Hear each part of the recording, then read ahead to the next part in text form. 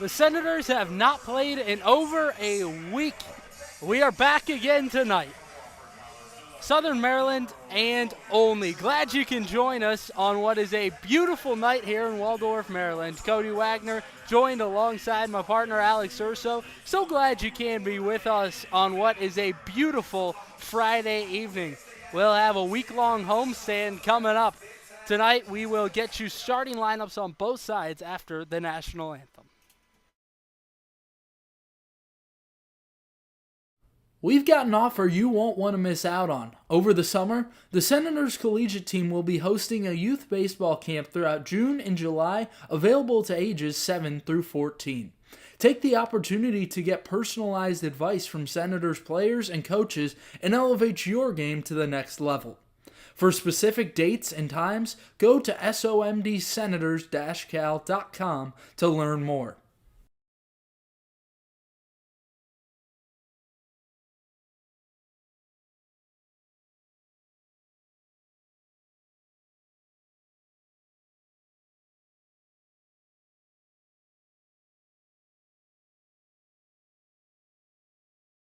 Want to help the Senators?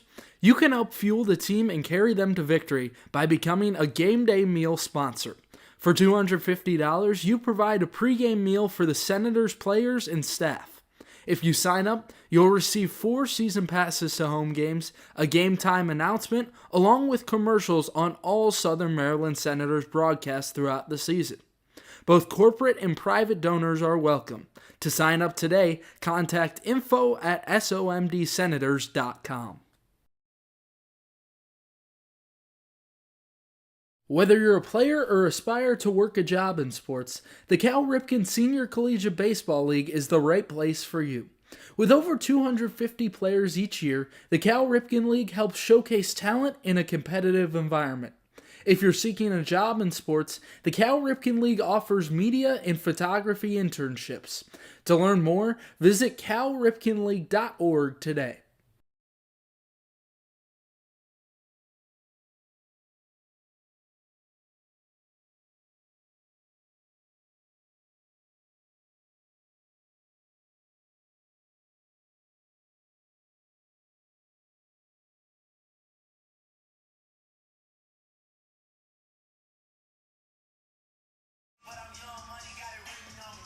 Pre-game, Senators and Cropdusters. So glad you can be with us. We are back playing baseball for the first time in over a week. The last full game the Senators played was last Thursday against the Aces on the road. Tonight, the starter for Southern Maryland is that man. You're getting a look at him right there, Aiden Milburn. This will be his second start of the season tonight. He had a great first one earlier this season against the Metro South County Braves. Looking for an encore here tonight, trying to follow up after what was a great first appearance this season. Milburn, there's a look at some of the numbers from that first start. Through 3 innings, surrendered 2 walks, struck out 3 in that time. Boy, Scott Middleton is loving the efficiency out of his starters to begin this season, Alex. And I'm wondering how this 8-day break will affect that. I mean, we've seen for the first 8 games of the season, the Senators have scored at least 7 runs in every appearance. Yeah, I mean, you got to think that it's unsustainable, but they've done it for the first 8 games this season, averaging over 8 runs a game. The offense has been unbelievable, but the pitching arguably maybe even better. Team ERA, second best in the league, 4.06, only behind the Silver Spring Tacoma Thunderbolts, who have a 2.19 team ERA. Impressive. That's been their star of the show, is the pitching for the Thunderbolts. Their offense really hasn't been too great this season, but when you got that type of backup. Yeah, and that's the case you usually see. You don't usually see teams hitting on both cylinders, and that's what the Senators have done so far this season. Senators have been fantastic on both sides of the baseball. Cropdusters, that not necessarily the story. Their hitting, at least on the average rates, has struggled. This is Andrew Kell to lead things off. Sees a first pitch strike in. We're off and running. Haven't been able to say that for a little while now. Senators' only one canceled here at home was a scheduled doubleheader against the Thunderbolts. 7-game home stretch now. Yeah, and I spoke with Scott Middleton pregame. He's aware that they're going to have to stack a lot of games here because of the rainouts, but he has confidence in his guys. He is a little anxious coming into tonight because the team hasn't played in a week. He's hoping to get the same production he did earlier, but he said, yeah, I'm worried that some of the momentum may have dissipated a little bit. Especially the first couple innings. I'd expect to see a slower offense just getting back into things. But at the end of the day, it's been consistency through middle of the game, end of the game, start of the game. So even if they start off slowly, we've seen it through all innings. Yeah, there's no doubt about that. I mean, this is a team that has been able to put up runs, as you said, no matter throughout the games. First time these two teams met, Cropdusters and Senators, Southern Maryland had just had their way with them. 2-2 inside. Southern Maryland won that meeting 9-0. They got a no-hit 5-inning start from Logan Bingham, who was just masterful. And like you said, both cylinders, pitching and hitting at the same time, scoring 9 and allowing 0. Payoff pitch. Got him looking. Called strike 3, and down goes Andrew Kell to start off things. Strikeouts, something that the Cropdusters have struggled with, but not something necessarily that the Senators have done a ton.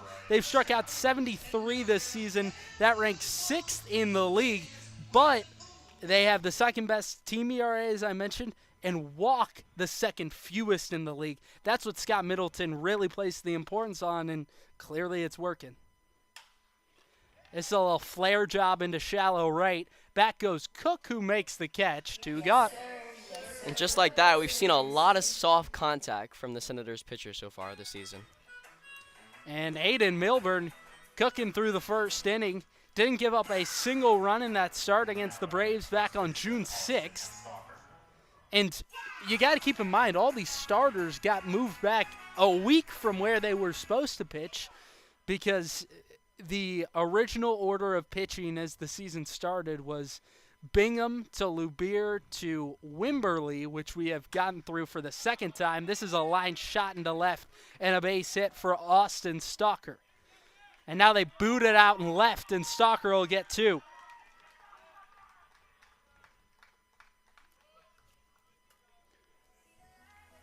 So there's a base runner with 2 away in the inning for the Cropdusters. And that'll give way to Zakai Hawkins, the shortstop tonight for Adam Leader and company. Leader is the Cropdusters head coach. Cropdusters sit middle of the league. They're 6-5 early on this season. In the North, they're 3rd, but that has been a tightly contentious division up at the top. They're behind the Big Train and Thunderbolts.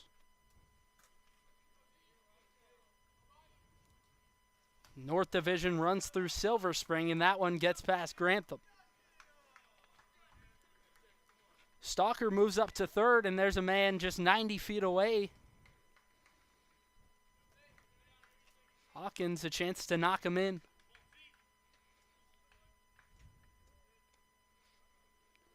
Hawkins was 1 for 3 and scored twice with a couple of stolen bases the last time he played. That was against Gaithersburg over the weekend.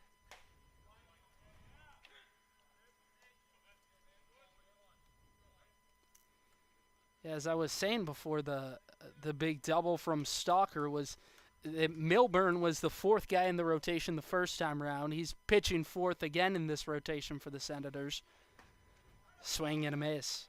But he's had a lot more days to think about this start. He thought he was going to go yesterday. Middleton pushes him back a day because of that game being rained out just an hour before go time against the Grays. 1 strike away to end this one. Here it comes. Outside, just missed.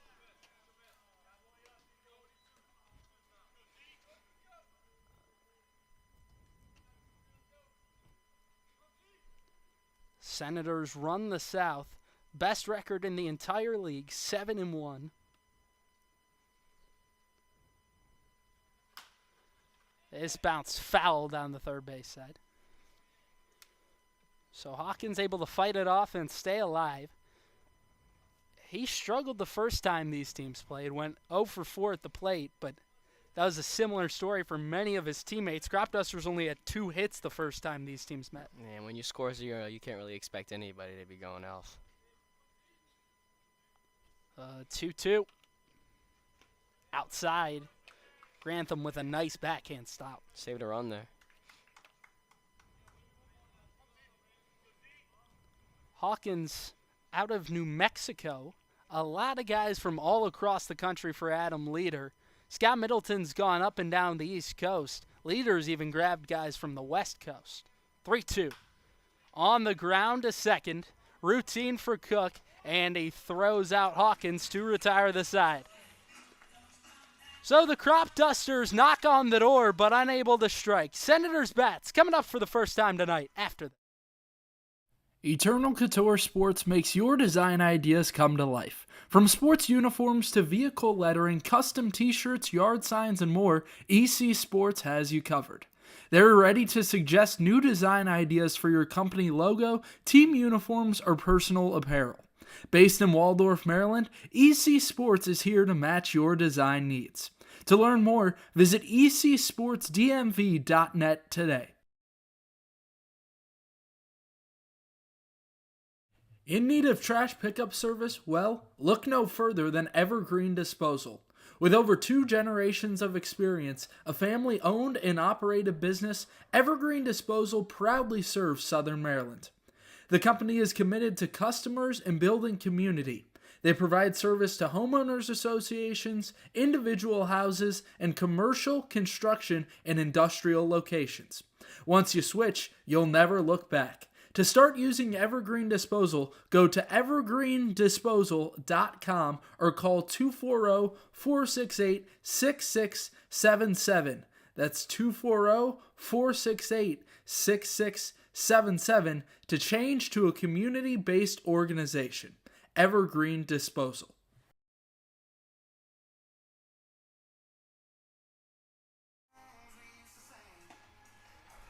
Let's tell you a little bit about the lineup tonight for Scott Middleton. The order goes Nick Flores playing shortstop. He will lead things off. Adam Trock, the center fielder, will bat second. The first baseman, Stephen Krause, hitting third. Batting fourth, Danny Surwick. He'll play third base. Lucas Grantham, the catcher, batting fifth. Jax Nichols, designated hitting tonight. He is hitting sixth. In the seventh spot, Calvin Cook will play second base. Dawson Smale playing right field and batting eighth, and rounding out the order is Logan Tribble playing left field and batting ninth. That is your order tonight for Scott Middleton and the Senators offense that has been tough to stop. Just looking at the stats, they've been unbelievable. Top 2 in nearly every relevant offensive category. They're second in runs, first in home runs, and that was thanks to the last full game that they played against the Aces where they had 2 both coming in the ninth inning. It was a ridiculous late run for the Senators. They were down to their final out. Carter Groen launched a 2-run homer, and then Jax Nichols, the next man up, had a solo shot. Tyler Mitchell closed it down in the ninth. Nick Flores swings and misses at the first pitch of the game from Tor Indomenico. He's the starter tonight for the Cropdusters, making his third start, excuse me. That just tells you so much about this team's heart. Down to the last out, and Groem launches a game-tying home run. Flare into right field, a base hit. Flores will round first and stay right there with a leadoff single. And Tor Indomenico, this is a guy that has been dominant out on the mound throughout the season for the Cropdusters, has only given up a single run throughout 6 innings pitched this season. That's good for a 1.5 ERA.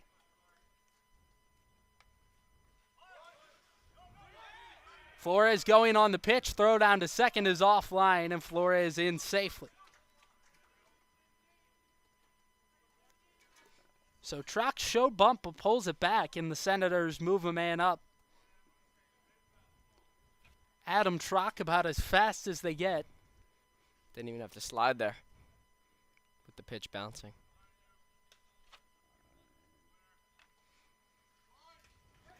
And this will get past the catcher, Redden. Flores up to third now. And Adam Trock, a guy with incredible speed, just said he could lay down a bunt at any moment and has a good chance of reaching as well. Guy said that the one day on the broadcast they were trying to time up how long it took from Trock to get out of the box to first base. They said they timed it up at 3.4 seconds. It's insane. I mean, that's a perk of being a lefty. That's in at the knees. Trock doesn't like it.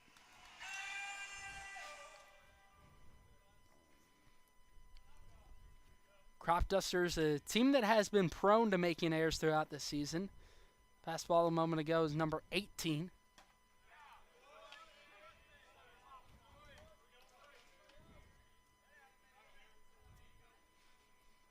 Senators, a defense that has made bad mistakes when they've done it, but not nearly the same amount of errors. This is in the dirt. Nice block by Redden. That saves a run. And all three balls so far have been bounced.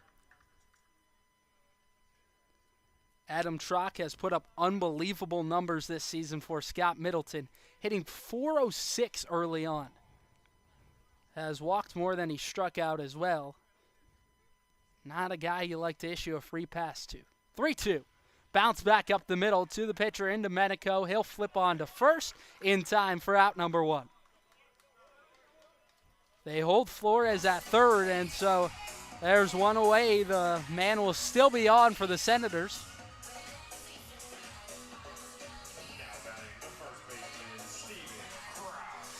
I'll tell you this, Cody, before we even get the lineup, we know who's going to be 1 and 2, Flores and Trock. No doubt about that. Groen had a couple of weeks ago been dealing with an eye thing coming into that Aces game and didn't play the game before against the Cropdusters the first time. Kraus rips one to right.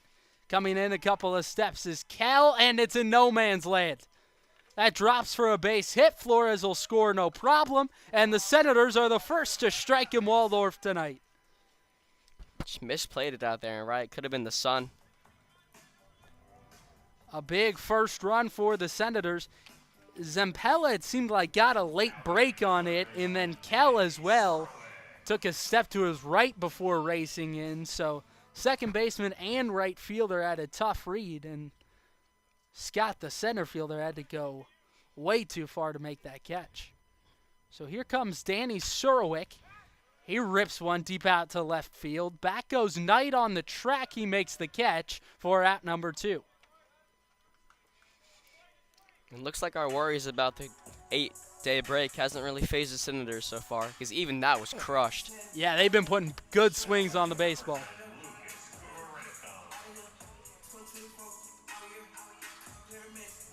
I mean, the base hits have been the weakest hits, right, Alex? Yeah, that sucks when you hit a ball like that and it's just right to the guy. Yeah. Here comes Lucas Grantham. He's the catcher tonight for Scott Middleton. In that Aces game, Grantham had to play right field because Scott Middleton wanted to give a couple of innings rest for Carter Groen before he inserted him into the game, which he ultimately did as a pinch runner in the 4th inning for Lucas Grantham. But Grantham made the start out in right field, something that he told me he hadn't done in over 2 years. Scott Middleton asked him the night before, "Hey, Lucas, have you played right field before?" He said, "Yes, I have, Coach." And so Scott Middleton gave him the green light and got him the start out in right. Grantham pops one up, back behind home plate. Chasing it is Redden, and he's got room to put it away and retire the side. So the Senators put up 1 in the first. They leave a runner stranded. We are back after this for the second inning. 0-0. Senator. Eternal Couture Sports makes your design ideas come to life. From sports uniforms to vehicle lettering, custom t-shirts, yard signs, and more, EC Sports has you covered. They're ready to suggest new design ideas for your company logo, team uniforms, or personal apparel. Based in Waldorf, Maryland, EC Sports is here to match your design needs. To learn more, visit ecsportsdmv.net today.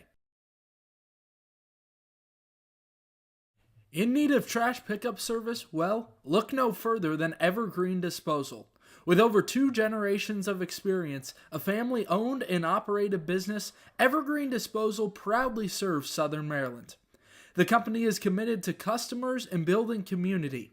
They provide service to homeowners associations, individual houses, and commercial, construction, and industrial locations. Once you switch, you'll never look back. To start using Evergreen Disposal, go to evergreendisposal.com or call 240-468-6677. That's 240-468-6677 to change to a community-based organization. Evergreen Disposal. Whether you're a player or aspire to work a job in sports, the Cal Ripken Senior Collegiate Baseball League is the right place for you. With over 250 players each year, the Cal Ripken League helps showcase talent in a competitive environment. If you're seeking a job in sports, the Cal Ripken League offers media and photography internships. To learn more, visit calripkenleague.org today.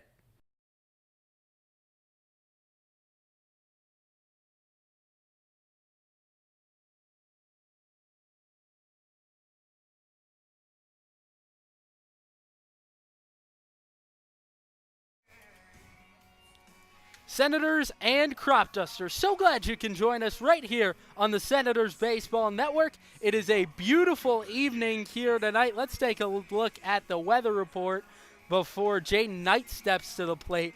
Look at some of those numbers. Boy, it is a beautiful evening. A little humid tonight, but all things told, glad to have this rather than the rain. Yeah, I was going to say, better than those last 8 days where it rained all the time. No doubt about that.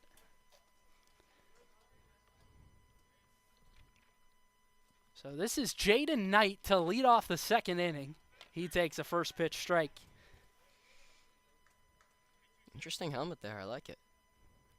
That is actually the University of Notre Dame helmet where he plays his college ball. Saw very limited time this season. Bounce towards third, foul.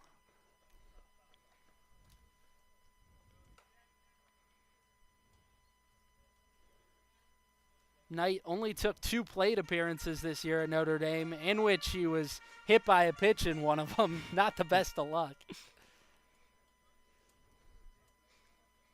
Hey, getting on base is getting on base. Left That- the mark. That is what he has done this summer. He is 0 for 10 to begin the season, but does have 3 walks and only 2 strikeouts. So when you put the ball in play 8 times, you got to hope eventually good things will start to happen.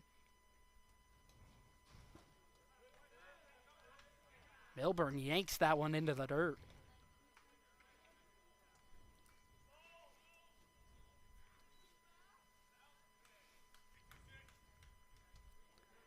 Cropdusters last in the league in batting average, hitting 183 as a team this season. Something they want to fix. 1-2. Down low. They are, however, third in the league in terms of runs scored and second as far as walks go. So they get a lot of base runners on, maybe not through the traditional means of a hit, but they do get a lot of guys on and are ultimately able to score, and mostly with productive outs. They also steal a lot of bases. This is roped up the middle, a leadoff base knock for Jaden Knight in the second.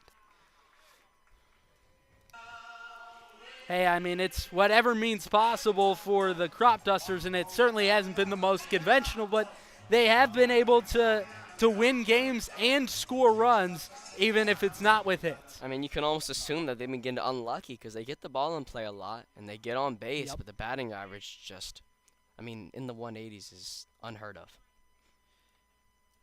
Yeah, I mean, I almost wish that we had some of those advanced metrics like expected batting average to see what it would be for this team, because you would guess that it would be much higher than what their actual batting average has been this season. Yeah, I mean, strikeouts in the first, base hit to start the second. They're putting it in play. And this is Cade Ahern, both a pitcher and a batter for the Cropdusters.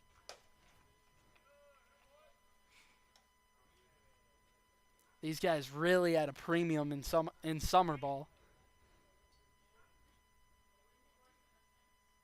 especially if you can be effective on both sides.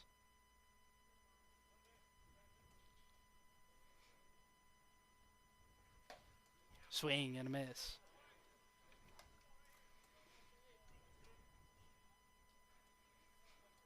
Ahern is 1 for 8 this season. He got the start last time against the Senators where he was 0 for 2 with a walk. He has reached base every game. At least one walk each time out. Grantham unable to glove that one. Second chance here for Ahern. Let's see what he can do with it.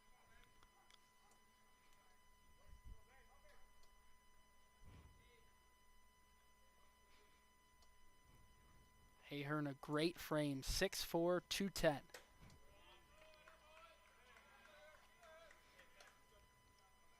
Cropdusters definitely working count so far in this one.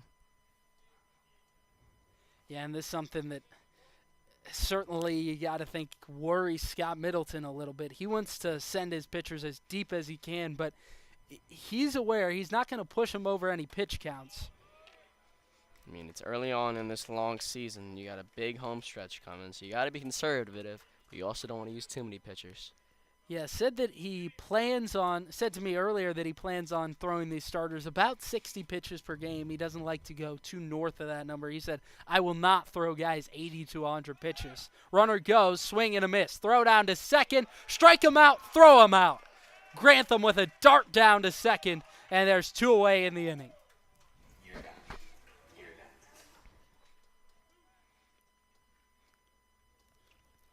And up comes Angel Santiago Cruz. That a big strike him out, throw him out for Southern Maryland. Boy, that was nice. A pitch away from having first and second and no outs turns into a strike him out, throw him out, and now 2 outs and no one on. And now Santiago Cruz, who has been off to a slow start to this season, hitting .056 coming into tonight. And I feel like you said that for almost everyone on the Cropdusters so far.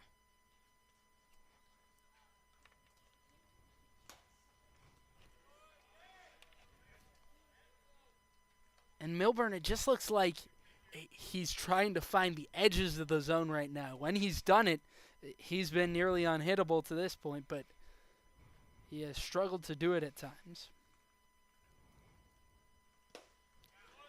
And he went around on a check swing. And you see there, he's got the stuff. Lots of swing and misses, but it's got to locate. Yeah, when it's enticing, he is tough to hit. Especially on the hitter's count, 2-0. The pitch. Waved that. There he attacks the inside. Like you said, when he's on, it's almost unhittable. I mean, he's hitting corners, fastballs, off speed, everything. Everything in the arsenal.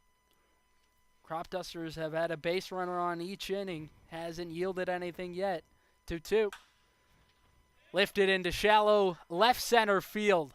Flores back, and he dropped it.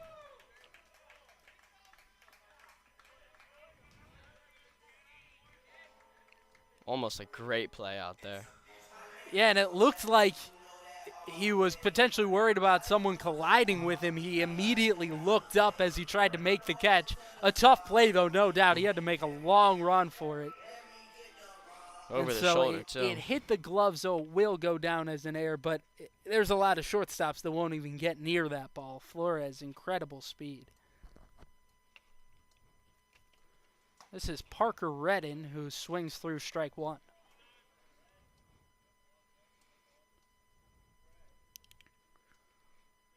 Redden gets the start at catcher tonight.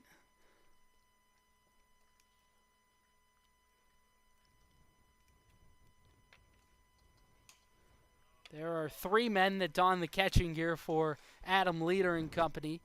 That's something that Scott Middleton decided to do this season for the Senators. Had only 2 catchers last year. They were thin, it felt like, every day. Nate McHugh, boy, he had some heart to be able to make as many starts as he did last season behind the dish.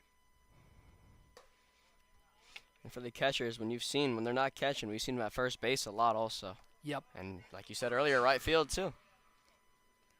Yeah, and they haven't necessarily been needed recently at first base. They played a lot there to start the season ever since Stephen Krause has come into town out of Binghamton. He has been the everyday first baseman. This one's away from Grantham into the backstop. Like we mentioned, I mean, most people probably didn't like that 8-day break, but I bet it helped the catchers. Yeah, no doubt about that. And you even got Chet Bowling waiting in the wings, who's seen limited time this year at catcher. He's been good, though. Certainly.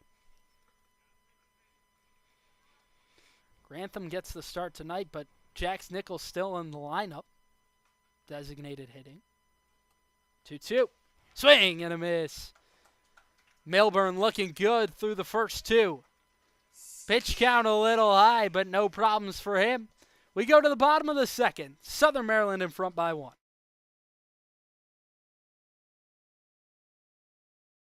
If you want to stay up to date with all things Senators, follow the collegiate team's social media accounts. You can follow the team at Southern MD Senators on Instagram or Go SOMD Senators on X to keep up with the team. You'll get score updates, final score graphics, access to articles, and so much more. Go check out the Senators on social media and don't miss a moment this season.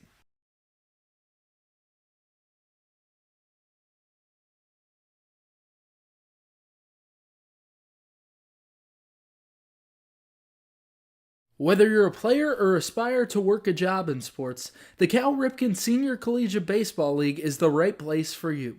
With over 250 players each year, the Cal Ripken League helps showcase talent in a competitive environment. If you're seeking a job in sports, the Cal Ripken League offers media and photography internships. To learn more, visit calripkenleague.org today.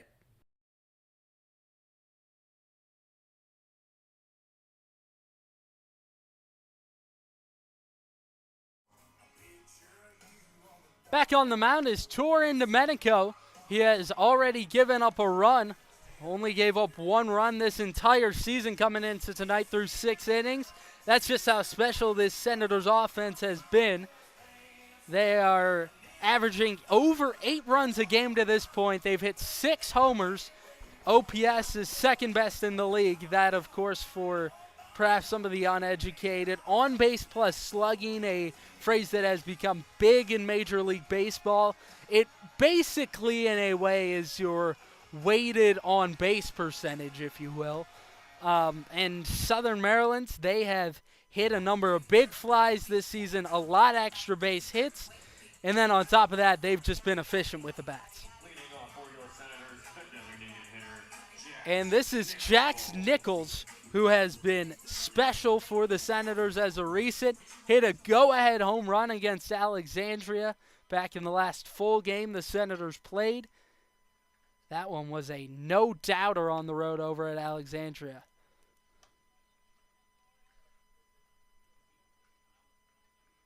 I mean, the entire lineup has just been amazing so far this year, 1 through 9. Nichols taps this one foul. And told me he had heard words from the Aces throughout the entire game, and I'll tell you, he took no worries in watching that ball fly out when he hit that home run late against the Aces. And I bet that felt amazing. Yeah, no doubt. And Nichols was wonderful that evening. He kind of was off to a slow start in the season. Scott Middleton was loving the momentum he was building. Walked his only time up in that suspended game against the Big Train. That's the game that I'm referring to, which was the actual last game, technically, that the Senators played, but they did not finish. Game was suspended in the top of the 3rd inning. Senators were up 1-0 over the Big Train. 2-2. Fouled off. And Nichols has almost a nonchalant swing, but he finds a way to make it work, and he's got some big-time pop in his bat. Once you stop swinging for the fences every pitch, it definitely helps. Contact. I mean, you're seeing it here. He's getting a bat on everything. That one's lifted out of play. He was already having a big game against the Aces that last time. was 2 for 4 going into the last at-bat, and then that homer just capped off an undeniable performance.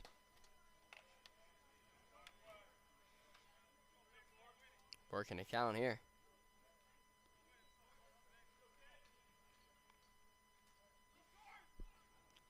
The 8th pitch of the at-bat. Here it comes. Ripped right at the first baseman. Stalker, who makes the catch. 1 gone.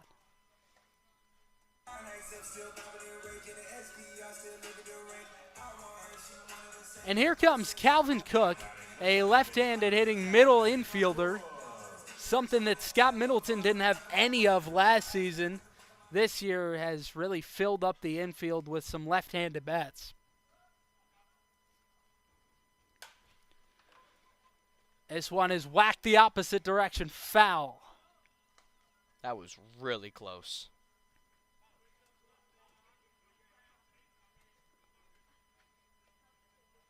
Umpire right on it.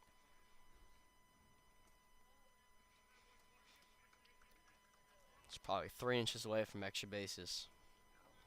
Cook didn't play this year as a freshman at Middle Tennessee State. Puts this one on the ground to second. Zampella throws on to Stalker for the second out of the inning. And here's Dawson Smale, who's about as silky smooth as this walk-up song. He's hitting .308 on the season. 4 walks, only 2 strikeouts. And the Senators just hitting with high percentage. Don't strike out a ton. No. Fewest in the league with 61. I mean, we've seen it. Hits, walks, hit by pitches. They get on any way they can, and then they take advantage of it. Yeah, and they just find a way to score base runners, right? Saw it in the first. Stole second and third. Flown into left field. Towards the line goes Knight. He's running out of room, and that will get foul up near the Legends Club. The location where the Senators share their pregame meals. Gives the guys an opportunity to get close. I know us as interns, we enjoy that time. Got some pizza pregame up there today.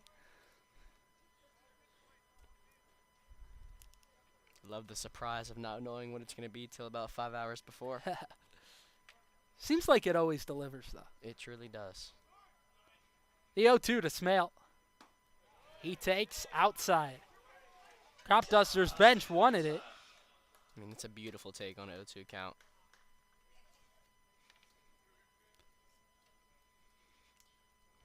I mean, and you can tell this Southern Maryland team, they're not going to win every game, but they have the conviction that they will coming in every time. I mean, we've seen it so far ever since that first game, 7 straight. Yep, coming into tonight with 7 in a row. First one was a loss on the road against the Braves. They are 4-0 here at Regency Furniture. 2-2. Outside, ball 3.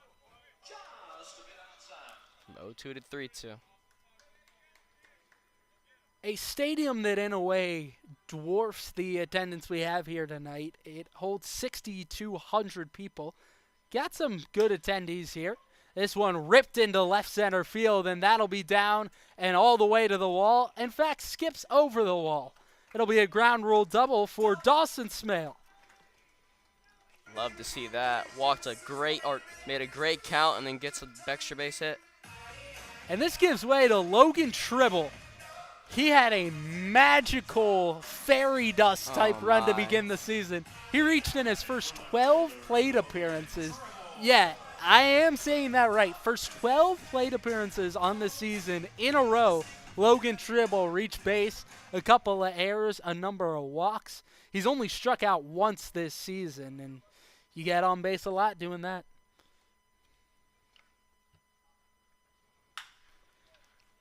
He whacks one deep into left field. Back at the track is Knight, and there's another long fly out for the Senators. They leave one aboard in the second. 1-0 Southern Maryland. We go to the third inning between the Cropdusters and Senators. Back after this. Want to help the Senators? You can help fuel the team and carry them to victory by becoming a game day meal sponsor. For $250, you provide a pregame meal for the Senators players and staff. If you sign up, you'll receive 4 season passes to home games, a game time announcement, along with commercials on all Southern Maryland Senators broadcasts throughout the season. Both corporate and private donors are welcome. To sign up today, contact info@somdsenators.com.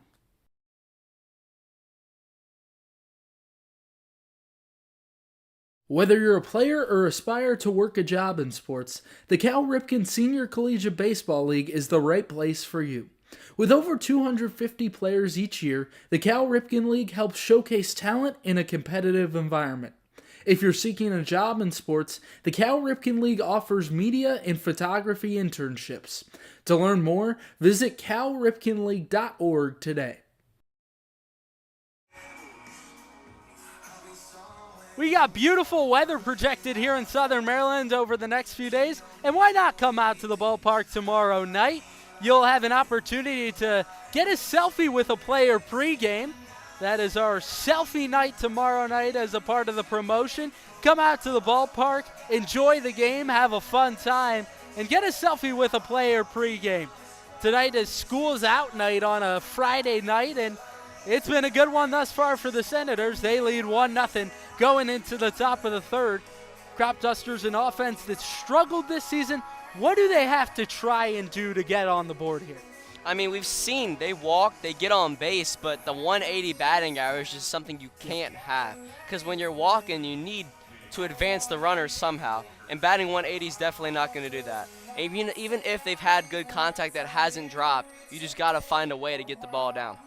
Yeah, in the last 2 innings, they've gotten runners with 2 outs, and that's just not going to do when your style of offense is getting guys over with productive outs. Yeah. Here's the first pitch to Walker Zampala. He rips one deep out to left field. Tribble with space, jumps up. Oh, and he lost it. Zampala cruises into second, and maybe a premature jump out there from Logan Tribble, trying to make a web gem in left field. But Zampala will be up to second, and there's a leadoff double in the third. There it is. I mean, hard contact, and you get rewarded for it. Maybe a little lucky, but he got second, and that's all that matters. And this is Andrew Kell, and this is where the Cropdusters make their money, right? Making the most of opportunities that maybe they didn't necessarily put themselves into, but making the most anyway. That's been important for them this season. This one hit on the ground. Nice play off the mound by Milburn, who underhand flips to Kraus for out number 1. Zampella will advance to third on the play. Productive out there. This is Brian Scott with an opportunity where a productive out does do something. He's the most consistent guy on this team, has recorded a hit in all 5 games he's played in this season. So that's exactly the guy you want up.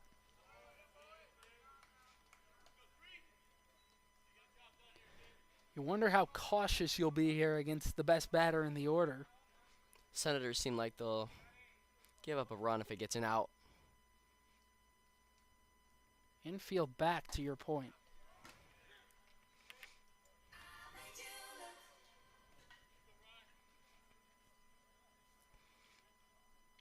But if you're Milburn here, I know he's looking for the strikeout. Yeah, this is just ridiculous. Scott yet to record a multi-hit game. Snap throw down to third, and he's just safe. Oh, Lucas Grantham was all over it, though. He wanted that.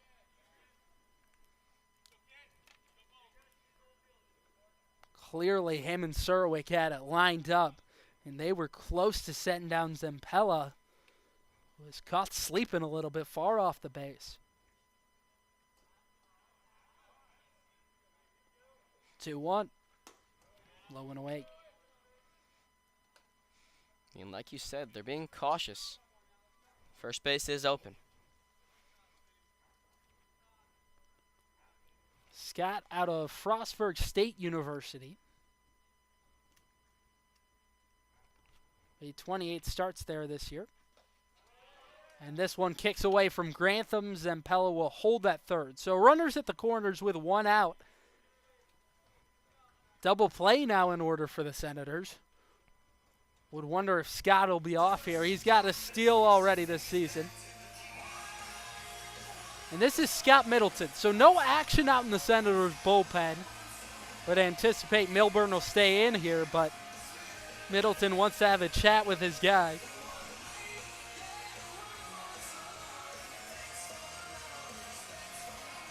First runner Milburn's walked tonight, and just his third all season. Not a guy that hands out a ton of free passes. I mean, like you said, with their most efficient hitter up so far, you can assume Milburn wasn't too aggressive with it, especially because most of those pitches were in the dirt. And Middleton tried to bring in a whole bunch of guys that were going to find the zone. That's exactly what he recruited this offseason. Milburn's a big part of that. He's out of Binghamton University. He made 14 appearances through 21 innings there this season, so a lot of D1 experience on a team that made it to regionals.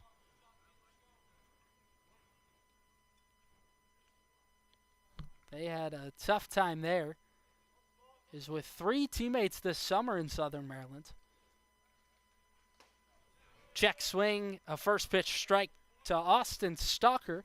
He had the double back in the first inning. Was left stranded there.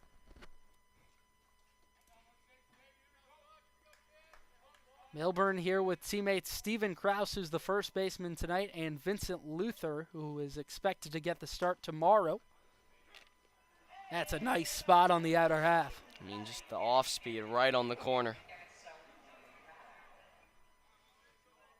0-2 here. Let's see what he goes for. All the options open. You can't afford a wild pitch, though. Here it comes. Low and inside. The runner goes on a delayed steal. Grantham fakes the throw. And Brian Scott moves up to second.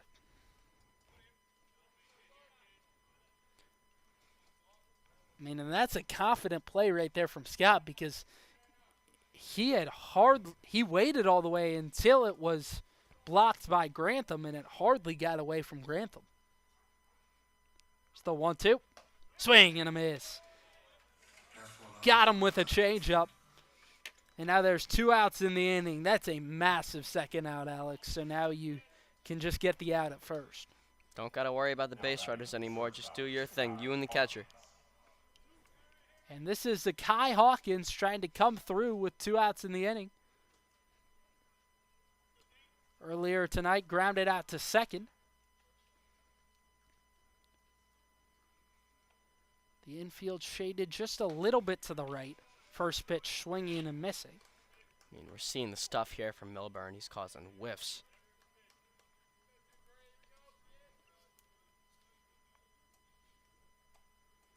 Yeah, in this Summer Collegiate Baseball League, a little more laid back. Of course, the guys still find winning important, and this pitch is past Grantham, and there is no play at the plate. So Zampella gets home on a wild pitch from Aiden Milburn, and the Cropdusters tie us at 1 here in the third. Just hate to see that right after getting a really important strikeout. Especially because the threat's still there at third base. Brian Scott just 90 feet away with Zakai Hawkins at the dish. And he tried to hold up but went around. Hawkins, a 4-time All-District first-team selection in high school, back in his home state in New Mexico. Plays college ball for the University of Utah. Just finished up his freshman season there. 1-2.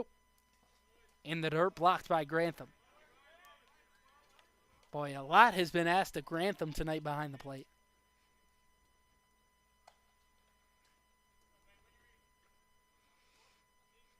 Can assume this might be Milburn's last time out here.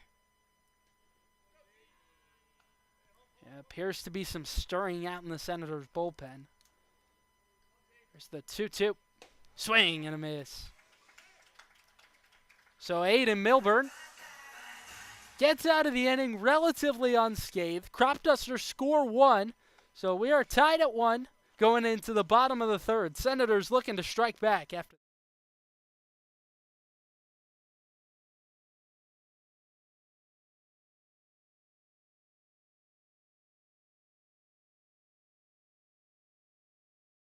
Eternal Couture Sports makes your design ideas come to life. From sports uniforms to vehicle lettering, custom t-shirts, yard signs, and more, EC Sports has you covered.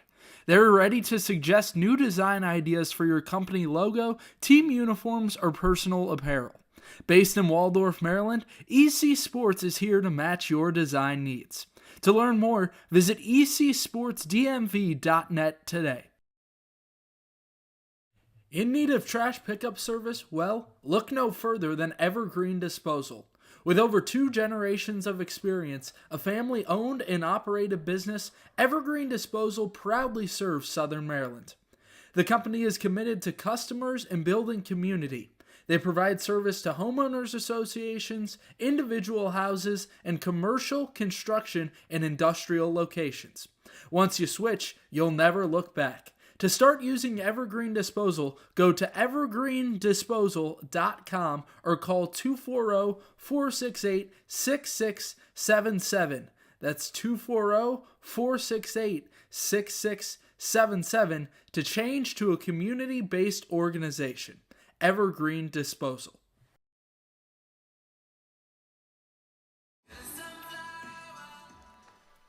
We're having a good time here at Top Things at Regency Furniture Stadium. It is a picturesque night here in Waldorf, Maryland. Temperature sitting in the low 80s now. Top of the order, due up in the third for Southern Maryland. Here comes Nick Flores to the plate. Singled, stole a base, and came around to score in the first inning thanks to a Stephen Kraft single. I bet the Senators would love to strike back here and take the lead again. Cropdusters pushed across 1 in the top half of the inning. Zampalo reached on a leadoff double and then ultimately able to get home on a wild pitch. 0-1. Ripped towards the right side. Glove by Zampala. Throw to first is in time to set down Flores. Boy, Flores was hustling down that line. Was a little bit of a bobble, but he still got it off in time. And that brings Adam Trock to the plate.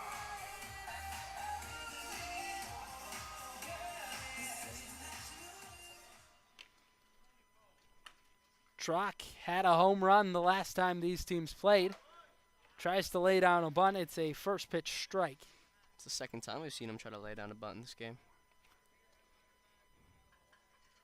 Yeah, and most of the time, Trock, not a guy that's just going to show bunt. He's trying to lay it down and for a base hit. He's got that speed. 7 stolen bases on the year. We've mentioned just the absurd out-of-the-box speed. Swings through strike 2. Trock, a native of Bethesda, Maryland. So up in that region of a lot of where the North teams play, he puts one through the right side and a base hit. So a man aboard in the third for Southern Maryland, a dangerous one at that. We'll see if Adam Trock is off at any point. Here comes Steven Krause to the plate. Definitely one on the steal, but it's hard to get a good lead, especially against a lefty. Krause, a college teammate of Aiden Milburn, who plays on the Senators team. Big gap between first and second here. Yeah, and especially shocking with that being Krause's pole side.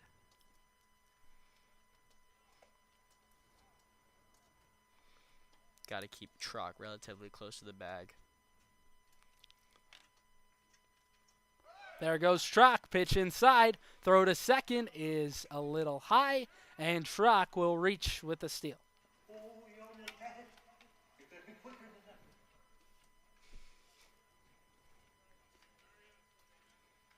So the Senators advance one, and there's a man in scoring position for Steven Krause. He had incredible numbers in the Perfect Game Collegiate League last summer, hit .349 with 7 doubles. That was across just 21 games. Displayed his power this year at the college level. Blasted 2 homers and 54 at-bats. Krause lifts this one high in the air down the right field line. There is room for Andrew Kell, who puts it away. Trock tagging from second. He will reach third standing. Now there's 2 outs in the inning, but Trock is aboard third. Krause just got a little underneath that one. Yeah, now you cannot afford a wild pitch because Trock will score if it goes to the backstop. Another left-handed bat, third in a row at the top of this order. 2, 3, and 4 are all lefties for Scott Middleton. Danny Serwick. He had a home run the last time these two faced off.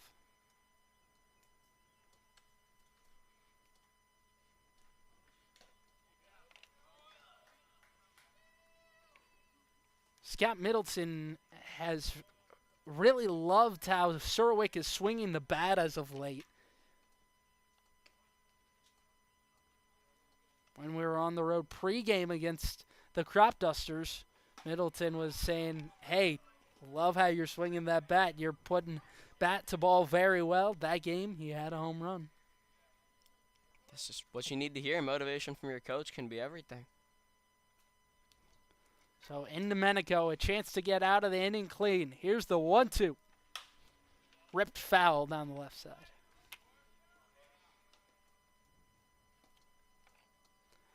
So Senators score in the first inning. They were the first to strike. Then the Cropdusters answered in the top of the third. Senators, another opportunity here. Pitch in the dirt. Nice block by Redden. Saved a run. That was beautiful.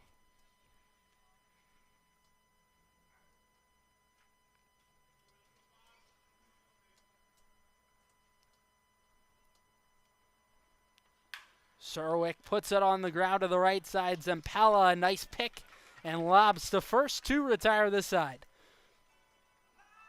So the Senators put on some pressure in the third, but are unable to score. 1-1, we go to the fourth inning.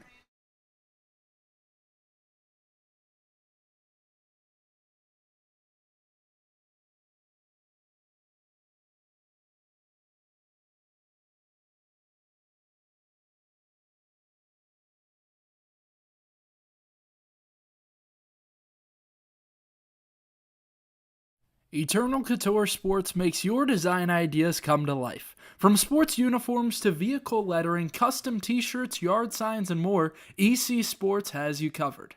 They're ready to suggest new design ideas for your company logo, team uniforms, or personal apparel. Based in Waldorf, Maryland, EC Sports is here to match your design needs.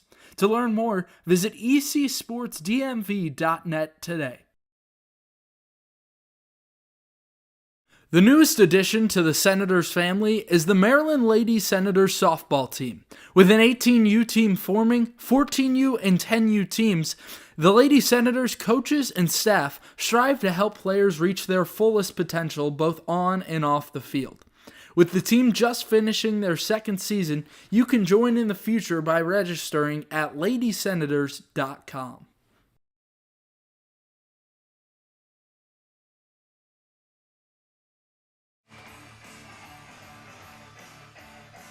Here we are for the fourth inning, Senators and Cropdusters. A couple of former Senators in the house tonight. Mikey Guy amongst them. And we got a very funny picture in our group chat of Mikey Guy earlier tonight. It looked like someone just told him, hey, Mike, you stand here. I'm going to take a picture of you. Nonetheless, we have so much thanks and love for the Guy family, what they've been able to do for this program. Mikey came up through the Southern Maryland Youth Program, came to play 2 years at the college level. He was a big part of what the Senators did last summer and the year prior in their inaugural season. Mikey back in the house tonight, and we are glad to have him. The guy's even given up the home barn that they have since converted into a pitcher's mound and batting cages. They have quite the setup there. Senators were able to work out there some this week when a number of the games were rained out. So just so thankful for the guys and what they provide to this team. Senator for life. No doubt about that. So this is Michael Walsh, a new arm out of the bullpen for Scott Middleton and company. 6'1" lefty out of VCU. Draws Jaden Knight to begin the inning. Knight with his first hit of the season last plate appearance. Was ultimately caught stealing, trying to nab second on a strikeout from Cade Ahern. And Walsh starts him off with 2 straight balls. Walsh, his last time out, was masterful against the Grays on the road. Only gave up 1 hit, walked 1, went 2 innings, didn't give up a run. Wave and a miss. Struck out 3 in that appearance as well. Much improved from his first outing where he gave up 5 runs against the Braves. That was the season opener that Southern Maryland lost on the road.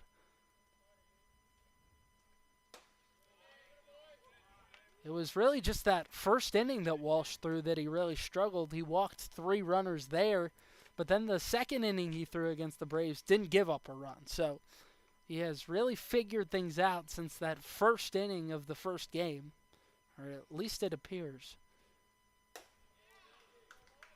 And there's a leadoff walk. So Jaden Knight aboard for Cade Ahern.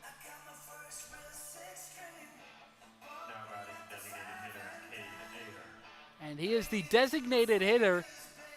That's really his primary role for this team. Never particularly plays a position. Is listed as a pitcher on the roster. Has not made an appearance this season, but has been in the lineup a number of times. First pitch, strike to him.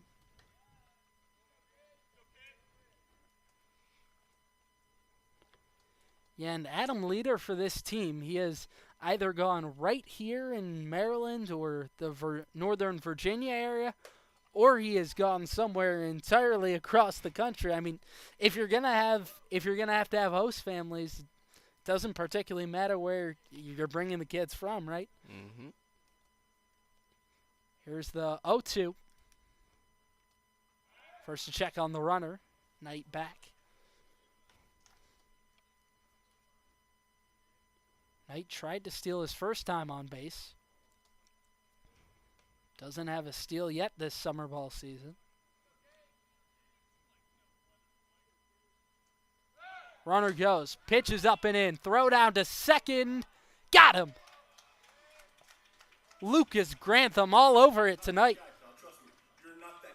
And the second time he's been thrown out already. Grantham with an absolute laser. That's got to tell you to stop stealing on him now. Swing and a miss. Strike 3. Nasty off-speed pitch there. So in the last 2 pitches, he's gotten 2 outs. And some confidence building now for Michael Walsh. And right after that throwdown, I think that Lucas Grantham thought exactly what you were saying. Don't be running on me. He shook his head a little bit, and he's got a lot of confidence in his throwing abilities. We saw it on the third down to third base, too. He's confident tonight. Laser of an arm so far. Angel Santiago Cruz, the third baseman this evening, reached on an error his last time to the plate in the second. He was ultimately left on. Senators scored in the first, Cropdusters in the third. No runs since. And a check swing tapper foul.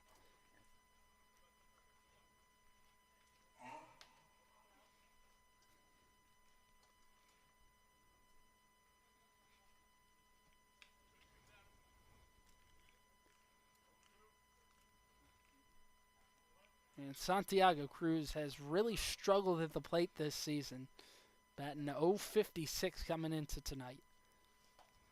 And that one's in the dirt, checked his swing.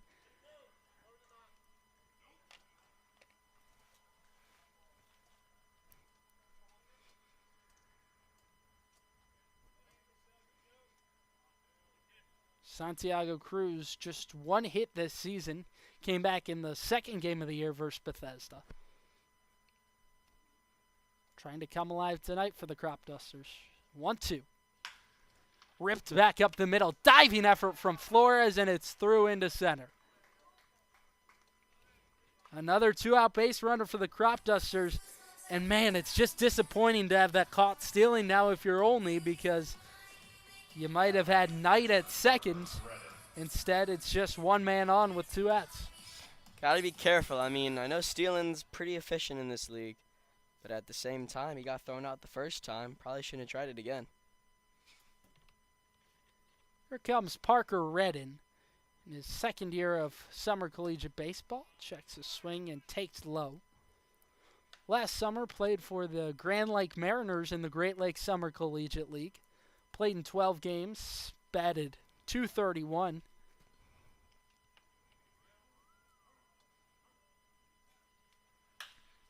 Puts this one on the ground to third as Danny Surwick throws on to Steven Kraus to retire the side. So the Cropdusters once more leave one stranded, the fourth time they've done so tonight in 4 innings. 1-1, going to the bottom half after this. Thermal Comfort provides heating and air conditioning for newly constructed custom homes in Northern Virginia and select areas in Maryland.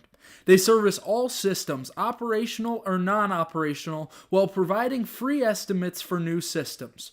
Go to thermalcomfortllc.com and choose the easier way to upgrade your heating and cooling system.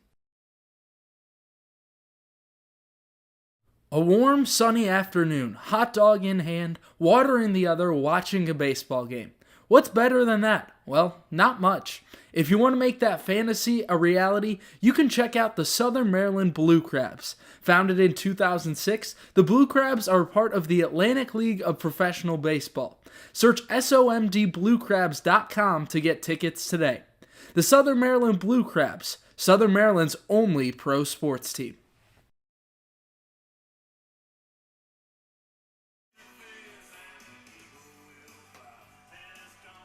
Live from Waldorf, Maryland, Cropdusters and Senators. So glad you can be with us on this beautiful Friday evening from Regency Furniture Stadium. Just a beautiful venue for baseball as well. We've got some pretty good attendance. Fans coming out for a Friday night evening, enjoying some baseball, something they haven't been able to do in a little while. Senators have gone 7 days without it. Last time they played was on the road against the Big Train. They only got in 2 innings before the rain came over in Bethesda. Before that, the last full game was last Thursday against the Aces, a game that the Senators pulled out late. Were victorious 9-8 in that one. And boy, the offense came on in the 9th inning strong. A 2-run blast from Carter Groen with 2 outs, and then a 1-run shot from Jack Nichols to put him up. Tyler Mitchell locked things up. He has been the closer throughout this season and the go-to guy in close games for Scott Middleton. Senators looking to try to tack on some more offense here. Second best offense in the league this year, only behind Bethesda, who has been rocking this season. Their pitching has struggled at times, which is why they've lost games. But the Senators, on the other hand, they've been able to put together the pitching and the hitting nearly every game out. And as we know, every arm's fresh today, especially with the 8-day break. So, see what Scott Middleton's going to do with his arms. Yeah, and that being said, Middleton, however, is a little worried, right, about the upcoming stretch. He knows he's going to have to play about 12 games in a row. There's a couple of doubleheaders in there as well. That's a rough stretch. You got to have a lot of pitching ready. Yes, they're all fresh right now. You can go to any of them tonight if you'd like. But you're also going to have to conserve some going forward. You got to keep that in mind. And you got to think about that. I mean, 12 games straight. You only have so many arms. You just got to hope that the people you put out there can give you quality innings. And then make sure everyone gets the right amount of rest. So we got the gator flying to the outfield, dropping off some water for the players. It is relatively warm today, but it will only get warmer from here over the next week. It is going to be high 90s for the next 4 days, Alex. And as I'm sure most of you know, today is the first official day of summer. So it's only going up from here. Well, here's Lucas Grantham. He takes a first pitch ball upstairs. Been magnificent behind the plate tonight. Back before that big train game, I got a chance to talk to him about the no batting gloves look. He just likes the feel of the bat. Says also he grew up with some of the iconic catchers that didn't wear gloves. Evan Gaddis amongst them, maybe the name you might know most prominently. The caveman, as they like to call him back in the day. 2-0 is in there, strike one. And nowadays, I don't think I can name more than 3 hitters that don't rock batting gloves. I mean, for my New York Yankees, Trent Grisham doesn't. Correct. Besides him, I don't really know who else to name. Yeah, Grantham brought up to me, he said, generally it's a catcher's only thing. Mostly it's the catchers that like to do it, like to leave the hands free. But just nowadays, guys like for absorption in their hands to not feel it as much, especially on a jam shot. You like to have those batting gloves to take away a little bit of the sting. And there he blasts one out to left field. No doubter if it's fair, and it is out of play foul. Oh, my. That was out of the stadium. Grantham tattooed that one. That's the worst. I mean, just a tick early on that. Maybe that's one of those you don't even feel a little bit in the hands. Jax Nichols told me those are the ones that are the best, when you hit a home run and you don't even feel it. So Lucas Grantham there works a leadoff walk. A good at-bat regardless, and the Senators have a runner on. And that's how you know you really got it if you're not feeling it at all. Yeah. Right on the barrel. Yeah, and that's what Nichols said, how it felt his homer against the Aces last week, where he hit the go-ahead blast in the ninth. And you said there was no doubt about it. And here he comes with a man on.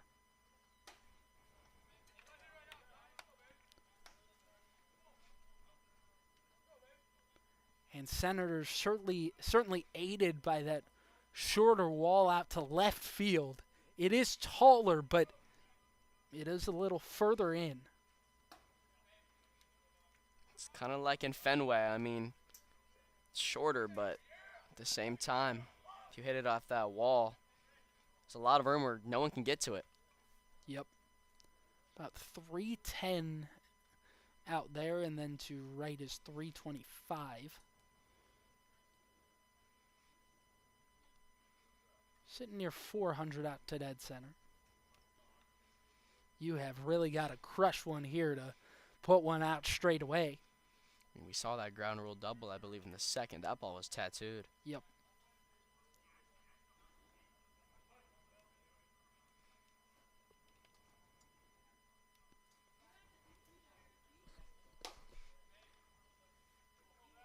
And the Senators are going to take free bases if you give them to them. Southern Maryland, 7th in the league in terms of walks. They don't walk a whole ton, but they do get a lot of base hits. No doubt about that.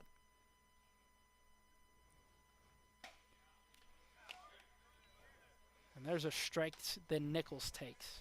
No surprise he had the red light there.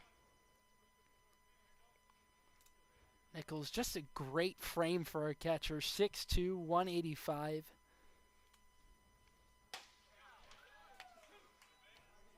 Now starting to find the zone all of a sudden.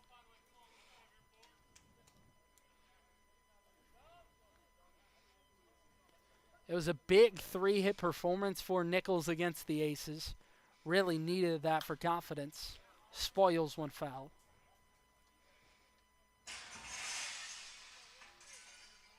Great at-bat here. 3-0 to 3-2, fouls that one off.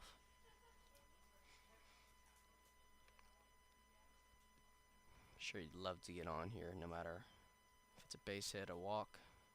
3-2. Swings and misses, down and away. First base occupied, so no drop, third strike there, and down goes Nichols, chasing.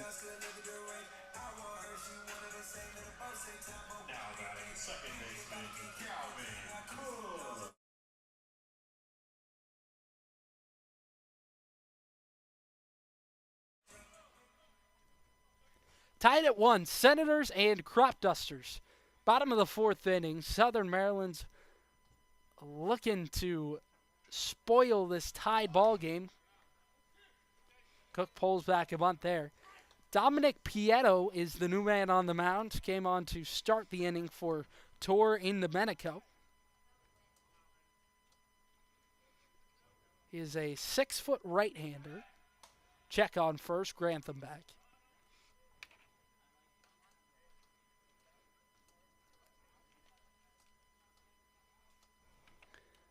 I can tell you personally, I'm just glad to be back calling some baseball, watching baseball. Like you said, it's a beautiful night to be doing it, too. Fun anytime we get to sit in this ballpark. Boy, it is a beauty. Great view, especially in left field or right field out there. The grass, benches, trees in the background.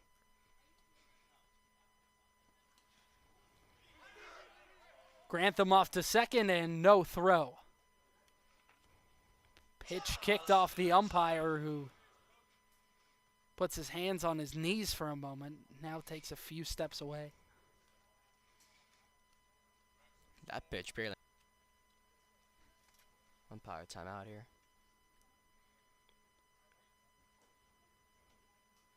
And the fellow umpire is going to come and check on him. Scott Middleton out with some water.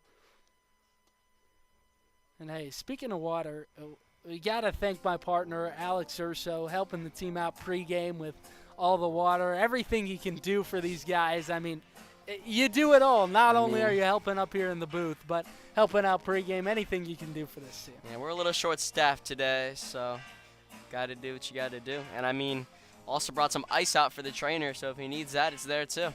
Hey, there you go. What can he not do? Alex Urso in the booth, but also helping out with everything else. Most don't know, but that was my role almost all last year. So this is Calvin Cook at the plate. He is out of Middle Tennessee State. Number of these guys for Scott Middleton this season.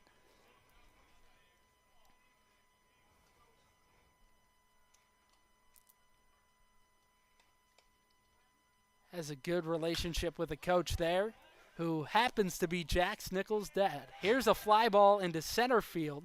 Scott will make the catch, 2 away in the inning. Grantham forced to hold at second.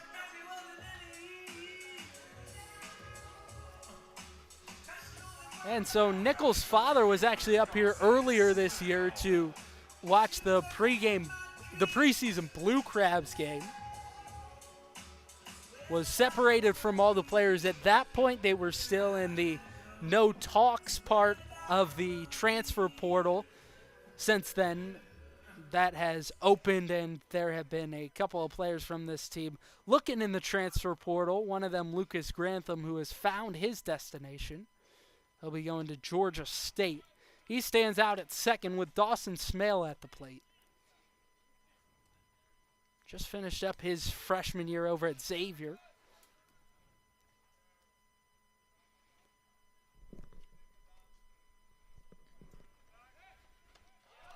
And they got him. Grantham picked off at second, a little too far off the bag. And a pretty pickoff move by Pietto, and that will retire the side. So the Senators leave none on no hits in the fourth. We are tied at 1, going to the fifth.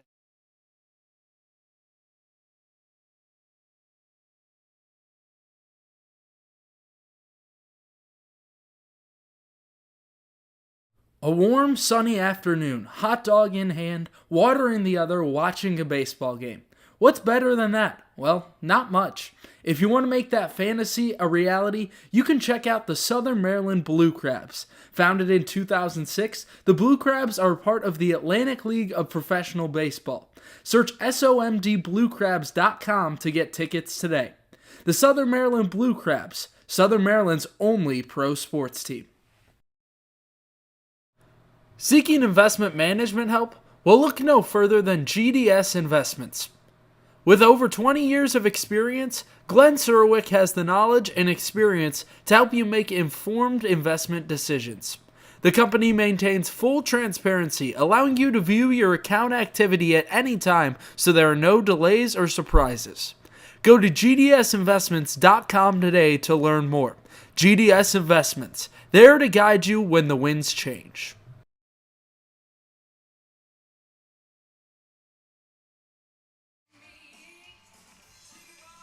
We are back for the fifth inning. Senators and Cropdusters all tied up at 1. Cody Wagner with Alex Urso atop things here at Regency Furniture Stadium. So glad you folks can be with us. It is an absolutely beautiful night. Temperature sitting in the low 80s. It will be Walker Zampella to lead things off in the 5th. Michael Walsh remains on the mound for Scott Middleton after the Cropdusters left one stranded last inning. Southern Maryland was able to catch Jaden Knight trying to steal in the 4th, and that was the second time he's been caught stealing tonight. And if you're Olney, you really just can't afford to give up those opportunities, right, Alex? Especially with that batting average. But as I was saying, it's been sort of a pitcher's duel so far. I mean, there's been a decent amount of base runners, but just no success when runners in scoring position for each team. Cropdusters have left 4 on, the Senators 3. First pitch to Zampella, he lifts foul. He's the only run to score on the side of Olney. He came home on a couple of wild pitches, had the leadoff double, then got to third on a wild pitch, and then scored ultimately that same way. We've seen those on both sides of the ball so far. That was the only run Aiden Milburn gave up in the first 3 innings. Had a pretty good start, all things told. Did deal with some decent amount of traffic on the base pass, but only allowed 1 run to score. Scott Middleton, though, would have liked to get more out of him. He's expecting a lot of these starters with how many arms he's going to have to use up over these next couple of games, and with a grind coming up. This is on the ground to Surwick. He fires a dart in the dirt, and it's past Kraus and into the stands. So Zampella awarded second on the errant throw by Surwick. And for a team that doesn't make a whole ton of errors, that may be a costly one there to begin the inning. And it's like you said, not many of them, but when they make errors, they're costly. Yeah, and the one that just pops front of mind was earlier this season when Chet Bowling was catching. He thought there was 3 outs in the inning, so he flips the ball back to the mound. The scoreboard said 2 outs, and Scott Middleton was all over Chet Bowling after that, but they are lucky they won that one. Senators' offense has been so good that hasn't cost them too much this season. Cal tries to bunt and bunts it foul. He didn't play the first time around against Southern Maryland.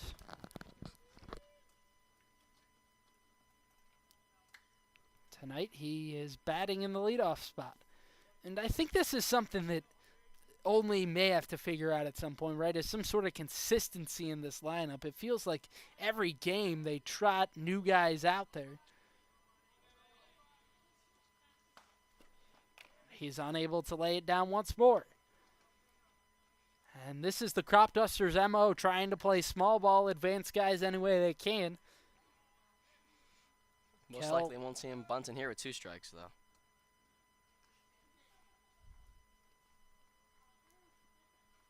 Cal is 0 for 2 tonight. And that pitch hits him. Cal wears it on the knee. And there's 2 men on with no out in the 5th.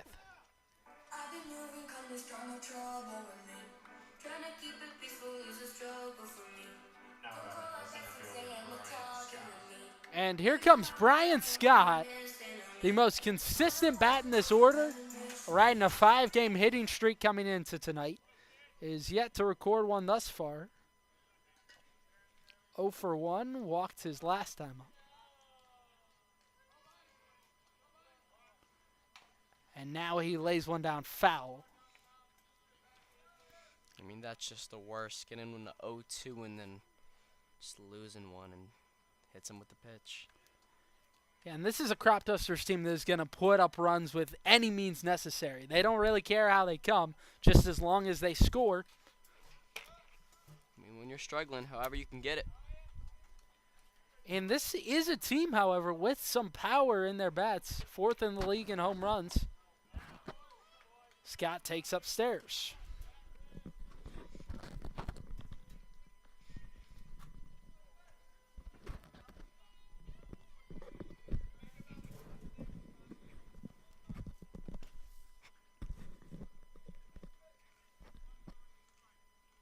So as you've said, what's been kind of a pitcher's duel of the night, here's a bump back to the mound. And the only play is at first, no one's covering. Oh my. Just a mental mistake there. And there's a big time error for the Senators, and that will be a bunt single for Brian Scott. And Southern Maryland now in some real trouble here.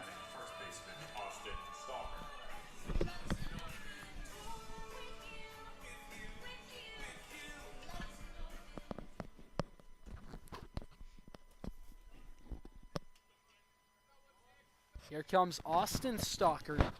Big time chance here. Big cut at strike one. I'm not seeing anyone in the Senators' bullpen either. Yeah, and you really can't blame this too much on Michael Walsh, right? I mean, the errant throw, the hit by pitch, of course, but that last one as well, just unfortunate.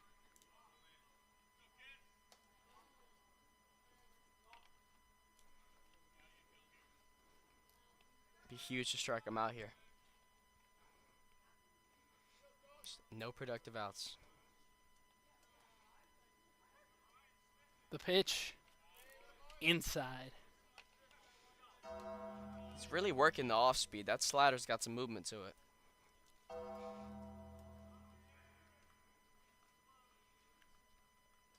Stalker, great frame, 6'4", 225. The 1-2, way up and in.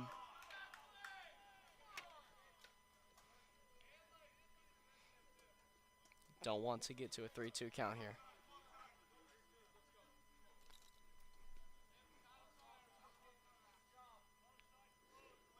Stalker out of Westchester University. The pitch, tapped foul. Just got a piece of it. So he stays alive with Zakai Hawkins on deck. Stalker doubled his first time up. Boy, would that be huge here.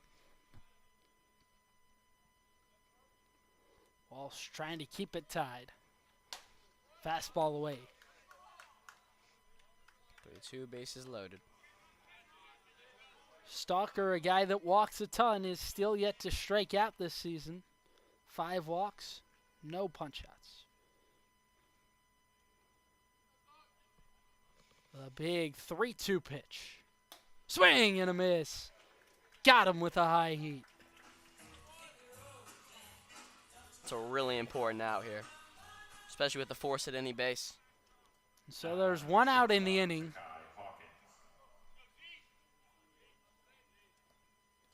Senators middle infield looking for a double play. Third baseman Surwick in a little bit. Kraus playing halfway a little bit. This is Zakai Hawkins at the plate, 0 for 2.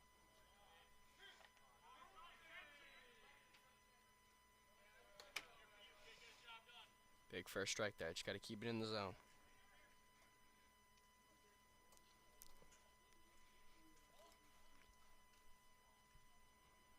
Hawkins has proven in the past that he can be an exceptional batter at times. In high school, won Offensive Player of the Year on his team as a senior. Been a little slow this summer. Got a chance to make you forget all of that. 1-1. Up and in, snap throw down to third, and it hits off the runner. Oh, a brutal turn of luck for the Senators, and here's another run coming home. Throw to the plate, not in time. Zampella scores, Kellen as well. Scott up to third. 3-1, Cropdusters. Just not sure if I agree with that throw down there. Just a terrible turn of luck for the Senators. Would have been close if they were able to get it to Surwake, but certainly risky, you're right. Still only one out in the inning, and it's 2-1 on Hawkins.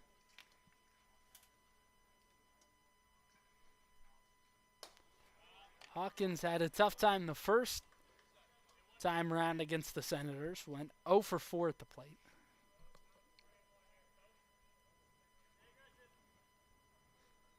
Hitter count here.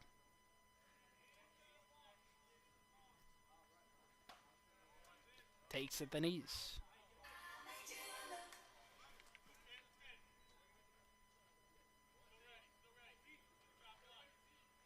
Hawkins saw action in 12 games this year at the University of Utah. A lot of these guys that are at those big-time colleges don't play too much in this league. And he takes ball 4 outside.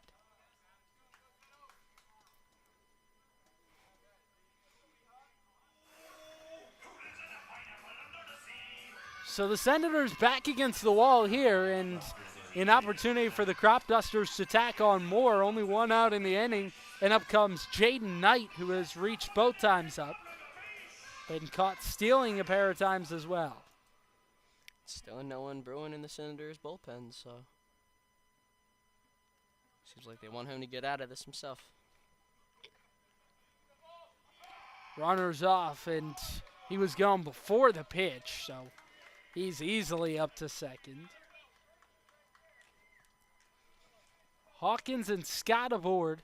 Infield in for the Senators.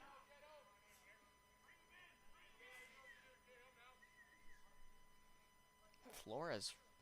Oh, infield in here.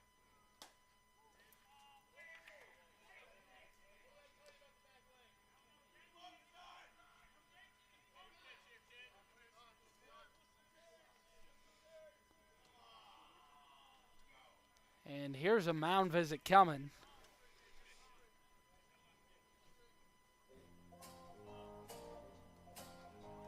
If you're Scott Middleton, you are trying to use as limited arms as you can because you know you got a gauntlet coming up, but you also got to place some importance on winning games as well. You wonder how long the leash will be on Michael Walsh tonight, who really hasn't had a terrible performance, but a lot has gone against him this evening, if you will.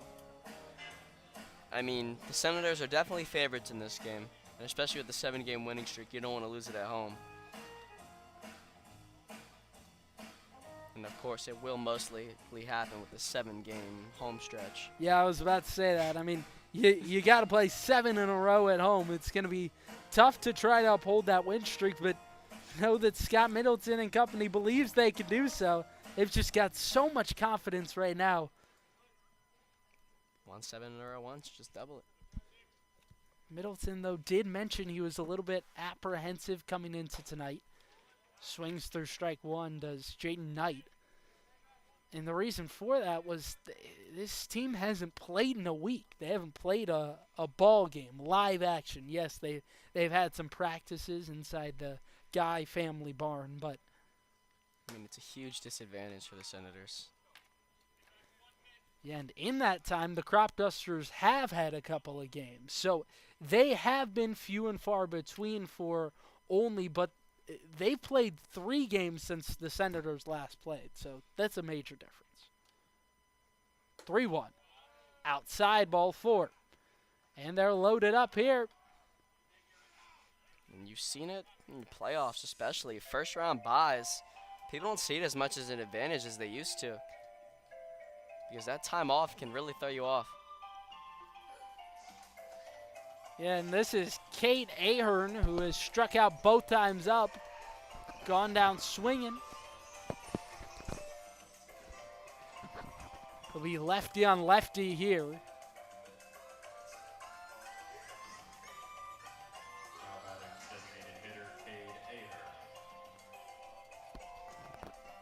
He has 1 hit across 10 ABs this season. Has walked 5 times, so he gets on base a decent amount. Guy that will walk if you give him the chance. Gotta attack him here. Like you said, you Swing cannot fall behind in this count.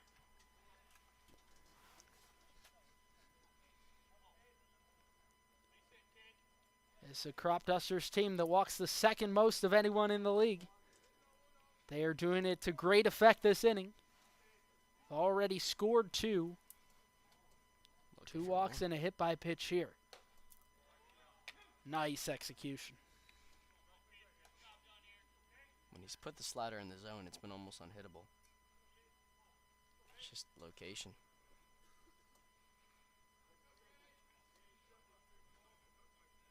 Oh, 2. Swing and a miss. Got him out in front of the off-speed stuff. And down goes Ahern with the 3rd strikeout of the night. And up comes Angel Santiago Cruz. Reached on an error in the 2nd and then had a single in the 4th. Was left on base both times.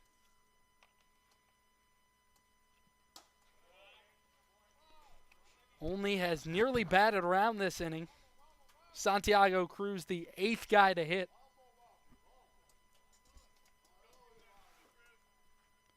You really can't put too much blame on Michael Walsh for all this. Truly, I mean, Senators have beaten themselves this inning.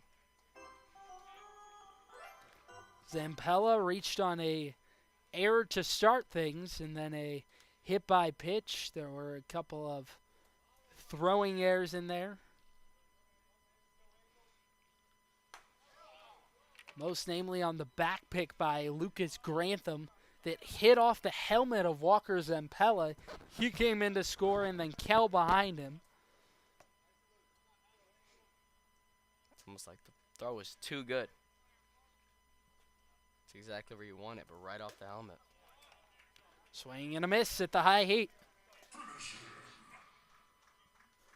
So Walsh a chance to get out of things here.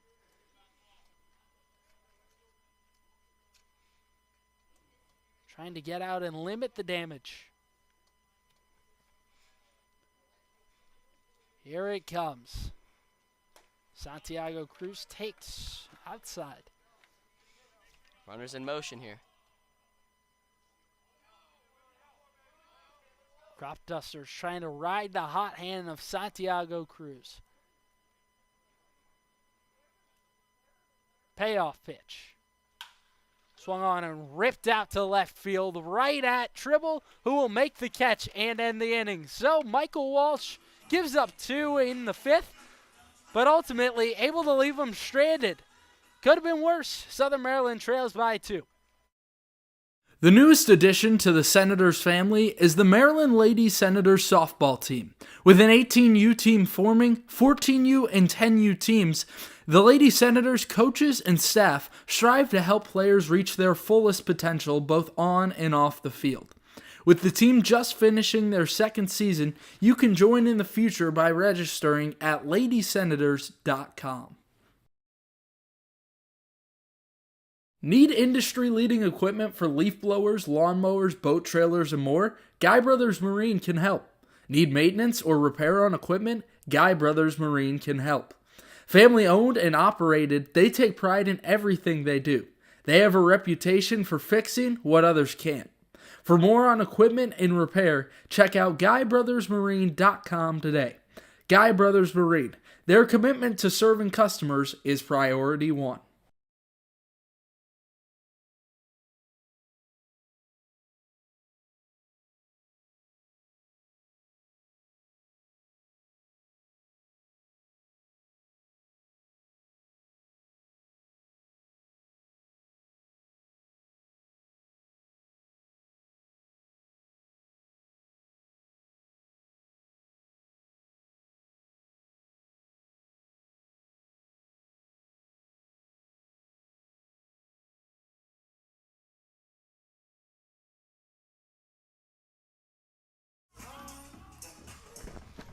Cropdusters with a big top of the fifth. Can the Senators respond in the bottom half? Only time will tell. It'll be Dawson Smale to lead things off. He had a double back in the second inning. It remains Dominic Pietto out on the mound, who had a super efficient fourth inning. Senators went down in order there. Lucas Grantham was picked off of second, if you'll remember. So Dawson Smale had started an at-bat in the fourth, but was left standing in the left-handed batter's box. And so here he comes once more to the plate.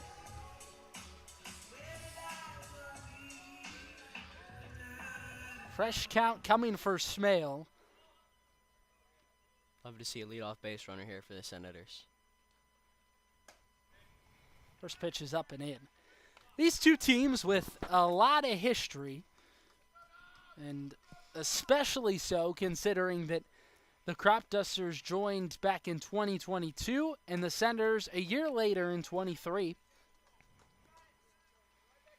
And in 24, the Senators eliminated the Cropdusters from the playoffs. And a couple of days prior, they played a doubleheader against one another. They played 3 games straight. Got very familiar with one another late in that season. Senators in that doubleheader punched their ticket to the postseason. 2-1. Low.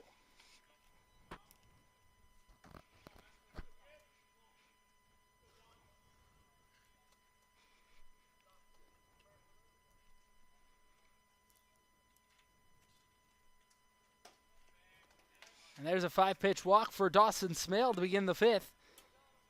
And Southern Maryland's got a leadoff base runner. Here comes Logan Tribble for Scott Middleton and company. Tribble, a guy that really had an explosive start to the season. Reached in his first 12 plate appearances. That was good for the first 3 games of the season. It was an unbelievable on-base streak for Scott Middleton and company. Since then, of course, has slowed down a little bit. Still hitting 381. Pretty impressive. You really can't do better than that. I mean, it was inevitable for him to slow down, but still batting 381, as you said. Still having a magnificent season. Yeah, and the key number for me is only 1 strikeout, right, Alex? That is massive. Creating productive outs and reaching base a lot. 6 walks. And he showed us, even if you put it in play, you can still get on. If it's not, I mean, it went, what was it, the 10th plate appearance? He's reached on an error and kept it alive.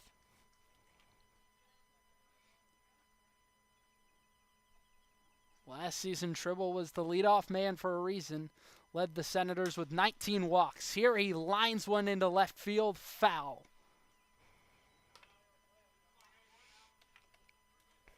That's the second time we've seen the Senators crush one down the left field line, and it's just a little foul. Feels like now is the moment to strike for Southern Maryland after giving up 2 in the top of the 5th. We've seen them do it this year. Right after they allow runs, they score them right back.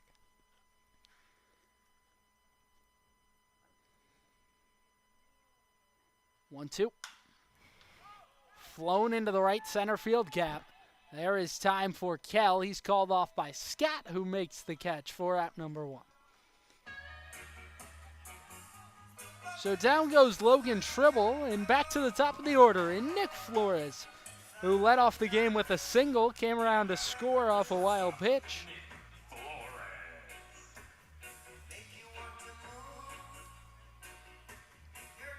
So man on in the top of the order for Scott Middleton. Trying to jumpstart the offense. There's some stirring now out in the Senators' bullpen. Runner goes and no throw down to second. So Dawson Smale with a stolen base there.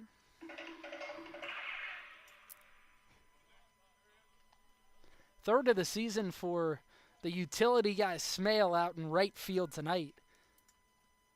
When I've talked to Scott Middleton about him, boy, he just gets so excited about Smale. Has the ability to use him wherever he likes. 1-0 in the dirt, and Smale's up to third. So now a sac fly in order. We'll see if the Cropdusters bring the infield in.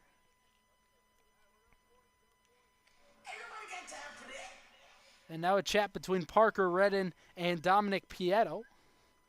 We've mentioned, the Senators have scored runs in multiple different ways, and this is one of them, just feeding off mistakes. And we've seen the Cropdusters do it multiple times today.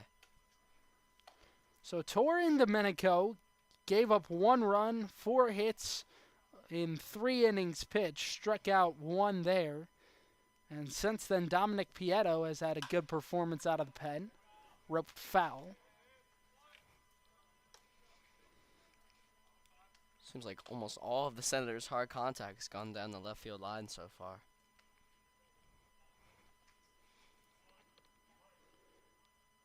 And they've hit a lot of balls that have been just foul, Alex.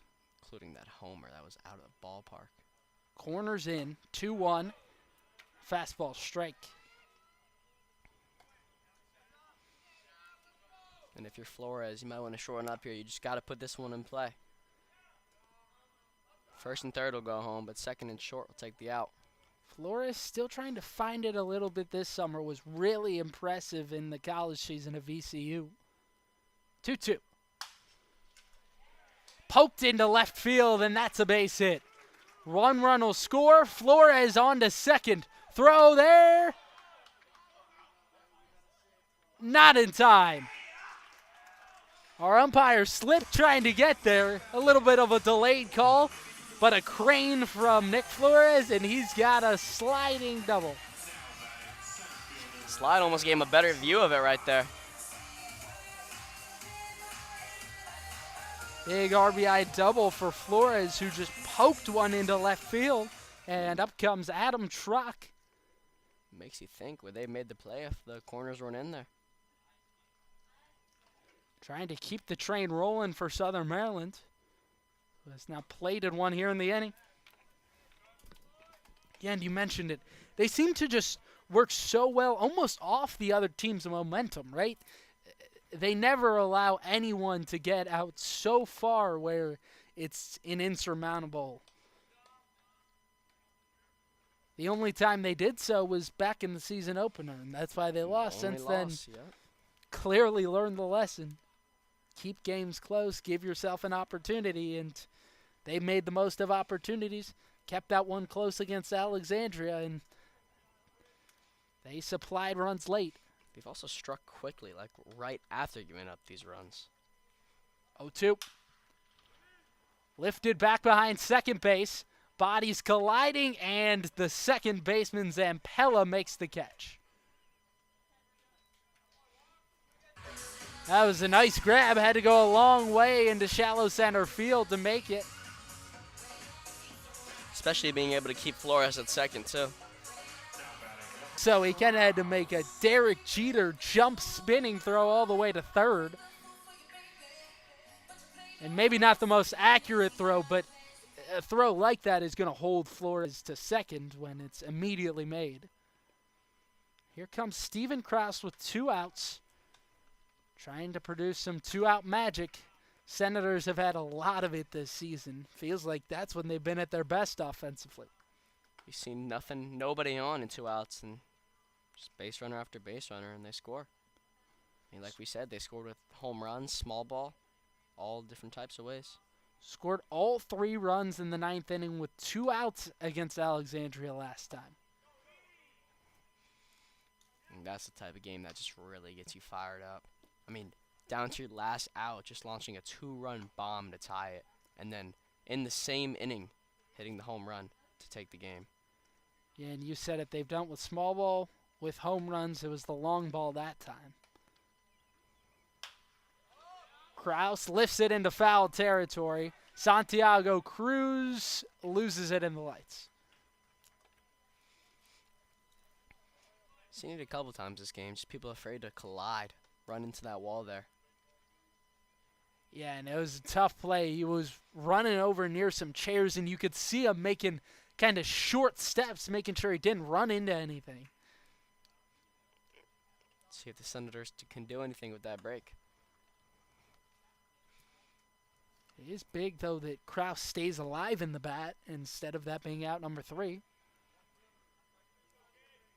Love to see him pull one down the right field line here. Still an opportunity to drive a man in. Kraus hitting .357 on the campaign. The pitch. Inside and away from the catcher. Flores going all the way. Throw to the plate is in time. They got him. Just a gutsy move there. So Flores going for a lot, trying to steal 2 bases on the wild pitch. It took a perfect bounce back to Redden, and he's down. But the Senators do score 1 in the 5th. So it is a 1-run game going into the 6th inning. We are back from Waldorf after that. Thermal Comfort provides heating and air conditioning for newly constructed custom homes in Northern Virginia and select areas in Maryland. They service all systems, operational or non-operational, while providing free estimates for new systems. Go to thermalcomfortllc.com and choose the easier way to upgrade your heating and cooling system.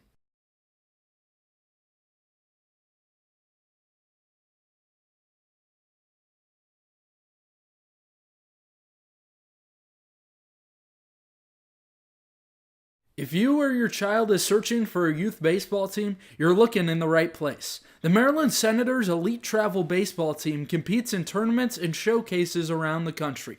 Featuring teams from 8 to 18U, the Senators work hard to prepare players for the next level by teaching confidence, a winning attitude, and the importance of character by being a great student, teammate, and individual. Get more information by searching MarylandSenators.com, the place to be for travel baseball in Maryland. Whether you're a player or aspire to work a job in sports, the Cal Ripken Senior Collegiate Baseball League is the right place for you. With over 250 players each year, the Cal Ripken League helps showcase talent in a competitive environment. If you're seeking a job in sports, the Cal Ripken League offers media and photography internships. To learn more, visit calripkenleague.org today.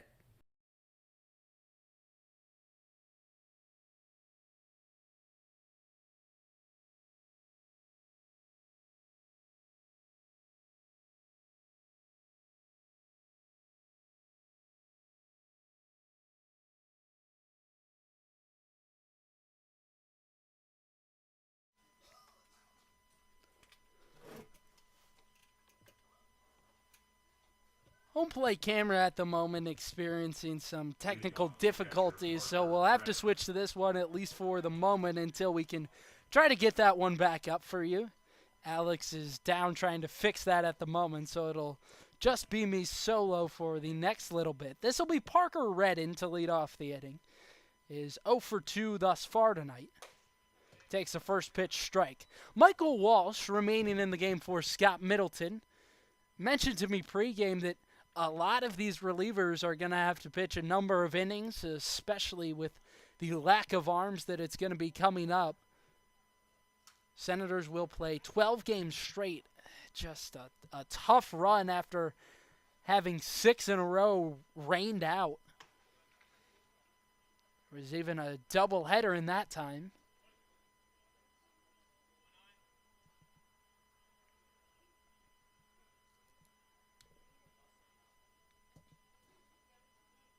Oh, 2.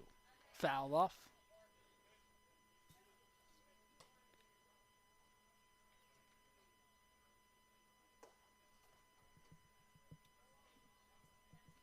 Cropdusters really fortunate that they got to play a couple of games over this past week where rain was sporadic throughout. They played Saturday, Sunday, and then Tuesday. This is ripped into left field. Dribble in a couple of steps and makes the catch.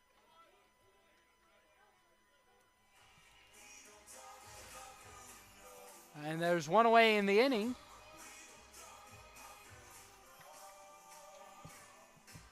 And that's actually a defensive change out in left field. Chet Bowling actually in there for Logan Tribble to play left.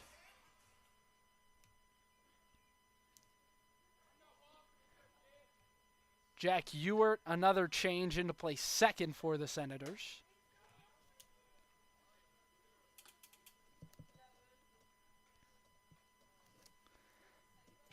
Feels like some of the hardest hit balls for the Cropdusters tonight have yielded outs. They've gotten lucky with a couple other bloop shots. Some errors made by the Senators that they have made the most of.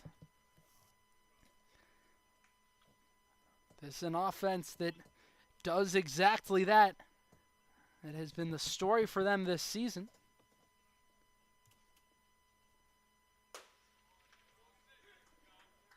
There, Walsh finds the zone.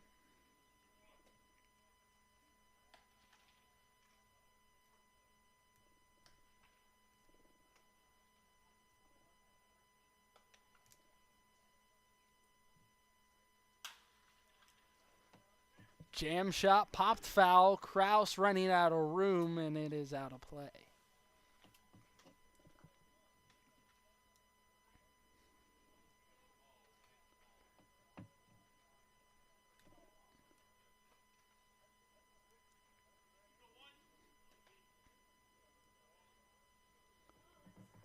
Zampella came to Olney a little bit late in the summer.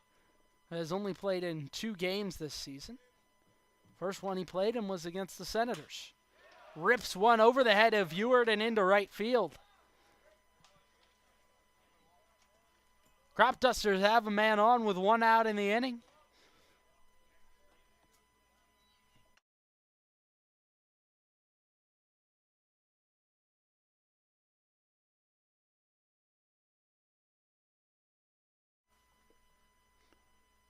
And here comes Andrew Kell to the plate with 1 out in the inning.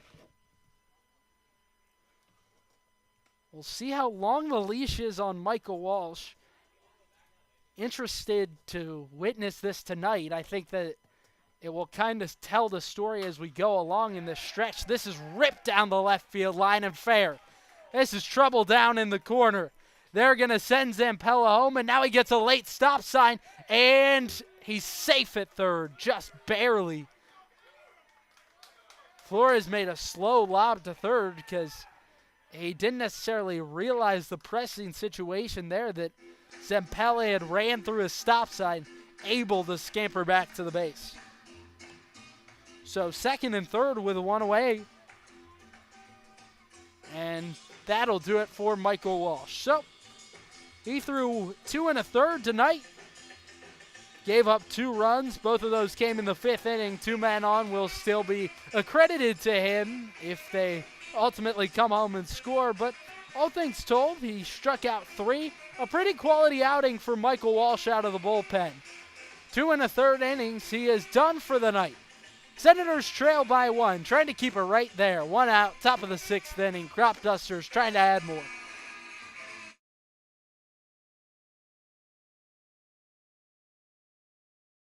We've got an offer you won't want to miss out on. Over the summer, the Senators collegiate team will be hosting a youth baseball camp throughout June and July, available to ages 7 through 14. Take the opportunity to get personalized advice from Senators players and coaches and elevate your game to the next level. For specific dates and times, go to somdsenators-cal.com to learn more.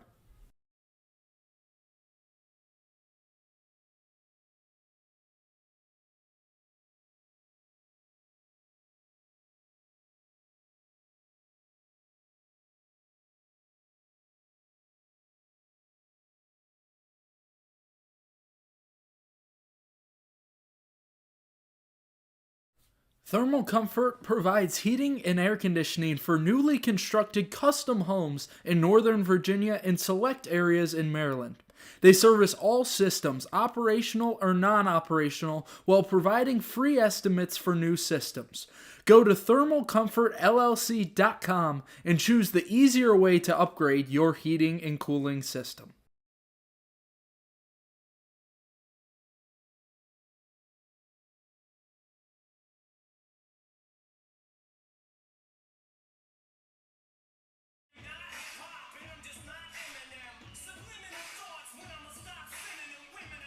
Back from Southern Maryland on a beautiful night for some baseball. So glad you can join us. Cody Wagner with my man Alex Urso.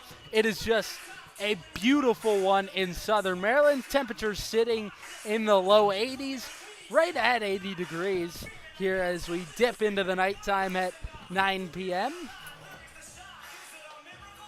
Bryce Harder, the new man out of the bullpen for Scott Middleton, pitches in college over at Wofford.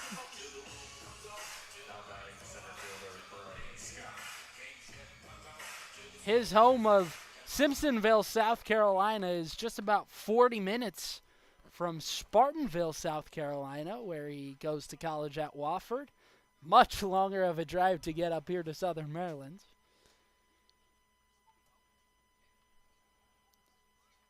His first pitch, swing and a miss. His job is to lock down out of the bullpen. That is what he's done in his first 2 appearances.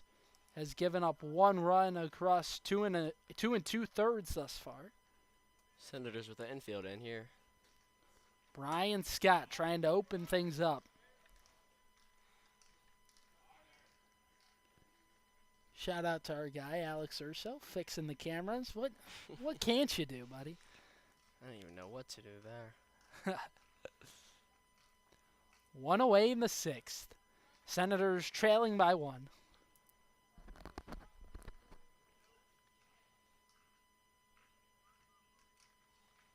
Scott swings through it, strike 2. Harder's got that swing and miss stuff, and that's exactly what you need right here. Strike him out here, the infield can back up, and the out's at first. Scott, after his single in the 5th inning, now up to a 6-game hitting streaks. Like you said, they're most consistent. Hasn't, however, had a multi-hit game so far. 1-2. Popped out of play.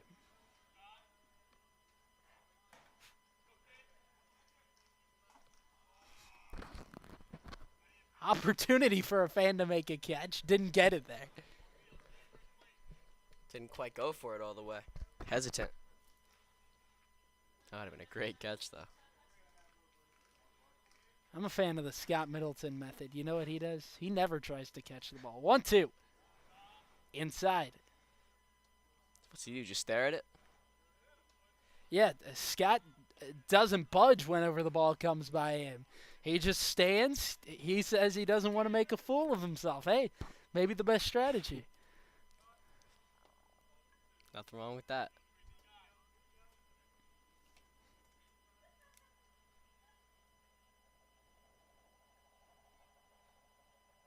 Here it comes.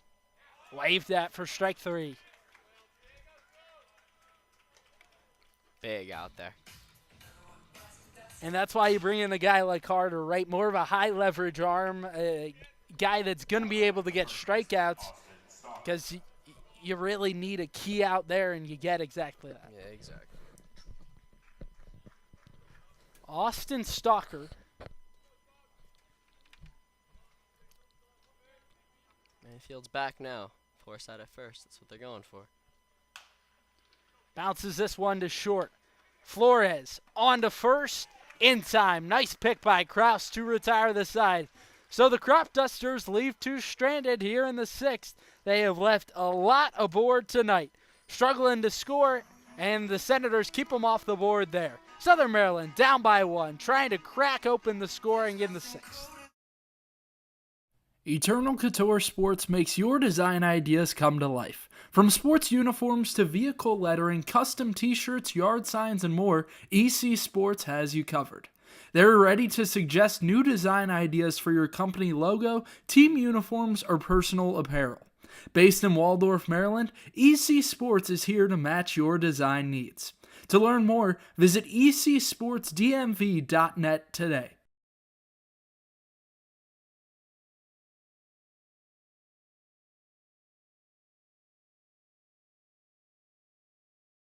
Whether you're a player or aspire to work a job in sports, the Cal Ripken Senior Collegiate Baseball League is the right place for you.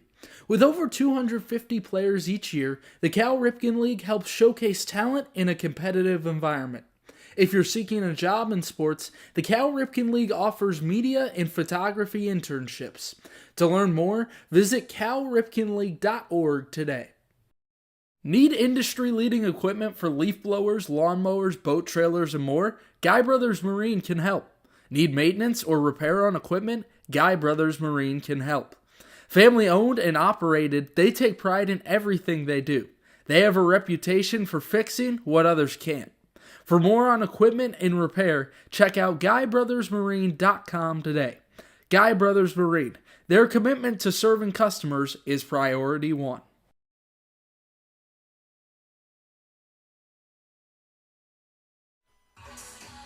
We're having a good time atop things here at Regency Furniture Stadium. Cody Wagner, Alex Urso, so glad you can join us on a Friday evening. What better to do than watch some baseball? Senators and Cropdusters going at it here this evening.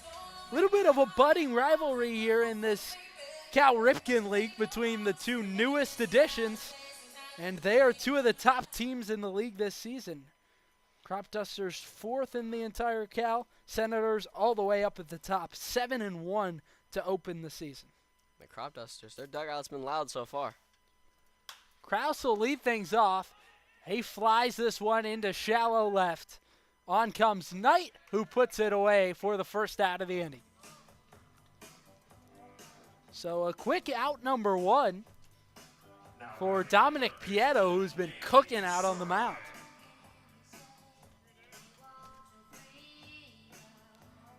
Senators scored one in the fifth. Danny Serwick going a little old school with the walk-up song. Do you know that one, Alex? I do not. A little Fleetwood Mac for you. First pitch swinging and missing.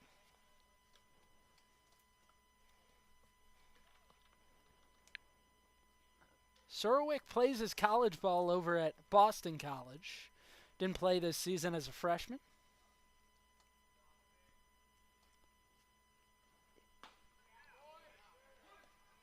Down 0-2 early. Serwick, a real asset for the Senators and a big-time addition. Left-handed hitting infielder. Didn't have any of those last year. That's a big surprise. 0-2. Swing and a miss. Got him on a painted slider on the outer half, and there's two out in the inning.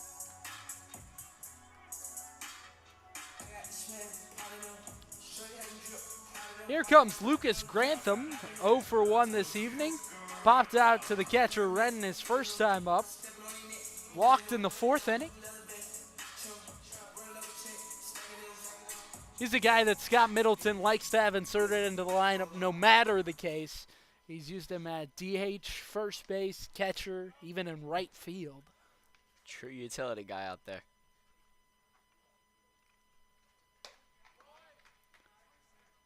Also getting a look at Carter Groen in the on-deck circle. He will pinch hit for Jax Nichols. Assuming he's doing better. Only question is if he'll get an opportunity this inning. Yeah, Groen a week back was dealing with a little bit of an eye issue. Didn't play in the game against the Cropdusters that the Senators won 9-0. He, of course, was a big piece of that game in Alexandria where he was even questionable to play in that one. He came on as a pinch runner for Lucas Grantham.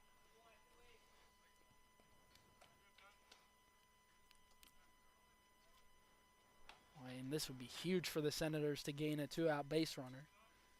It's like you mentioned, once they get two outs on, it's like a completely different ball team. 3-0. Grantham takes a center cut fastball.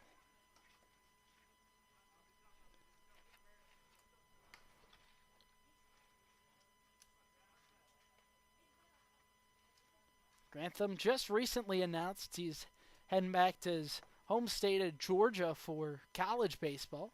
Will play at Georgia State. There, he's got a 5-pitch walk. And up comes Carter Groen. If you wanted to choose a man, might be him. I mean, incredible power in his bat. And one swing can change things here tonight. Last year, tied for first in the league with home runs. 10. I mean, he has some real power.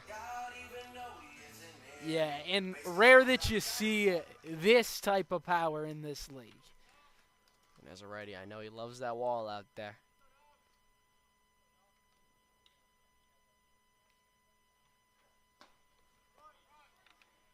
Hit a home run earlier this season here at Regency Furniture Stadium.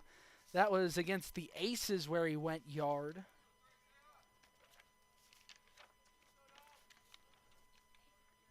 That was a 3-run shot in the 4th inning, a game that the Senators won 7-3. Set up for him here in the 6th. Inside.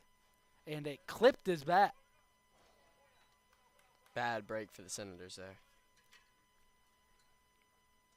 So that's strike 1 on Groen.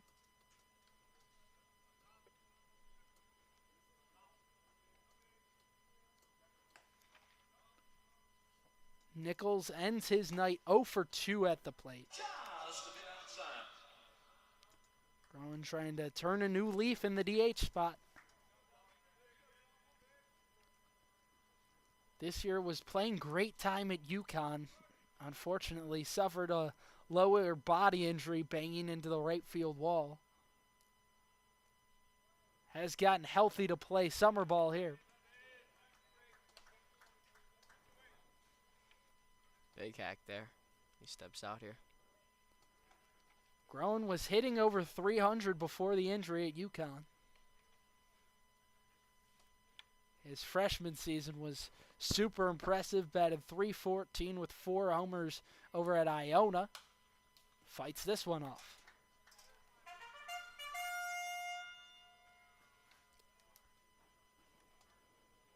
Groen, a native of Missouri City, Texas, but has largely hung up in the northeast part of the country. And there's a ball onto the field out of the Cropdusters bullpen.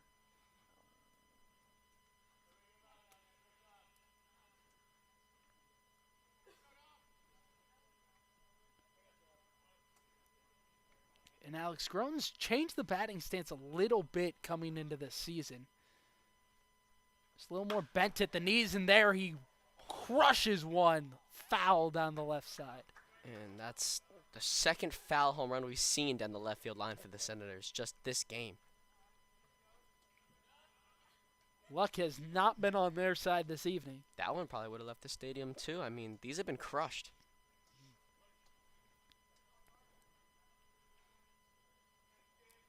Groen just never seems deterred. Loves the big moment. Swings through strike number 3.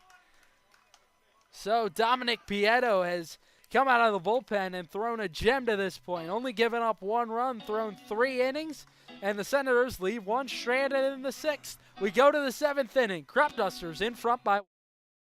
A warm, sunny afternoon, hot dog in hand, water in the other, watching a baseball game. What's better than that? Well, not much. If you want to make that fantasy a reality, you can check out the Southern Maryland Blue Crabs. Founded in 2006, the Blue Crabs are part of the Atlantic League of Professional Baseball.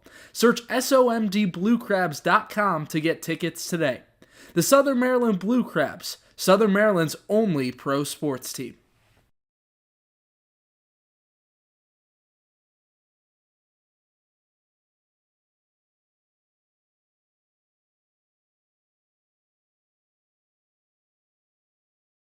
We've got an offer you won't want to miss out on. Over the summer, the Senators collegiate team will be hosting a youth baseball camp throughout June and July, available to ages 7 through 14. Take the opportunity to get personalized advice from Senators players and coaches and elevate your game to the next level. For specific dates and times, go to somdsenators-cal.com to learn more. Thermal Comfort provides heating and air conditioning for newly constructed custom homes in Northern Virginia and select areas in Maryland. They service all systems, operational or non-operational, while providing free estimates for new systems. Go to thermalcomfortllc.com and choose the easier way to upgrade your heating and cooling system.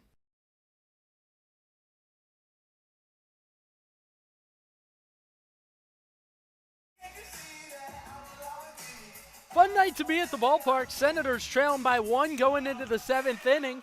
We're going into the final 3 here, Alex. What does Southern Maryland have to do to try to pull this one out late?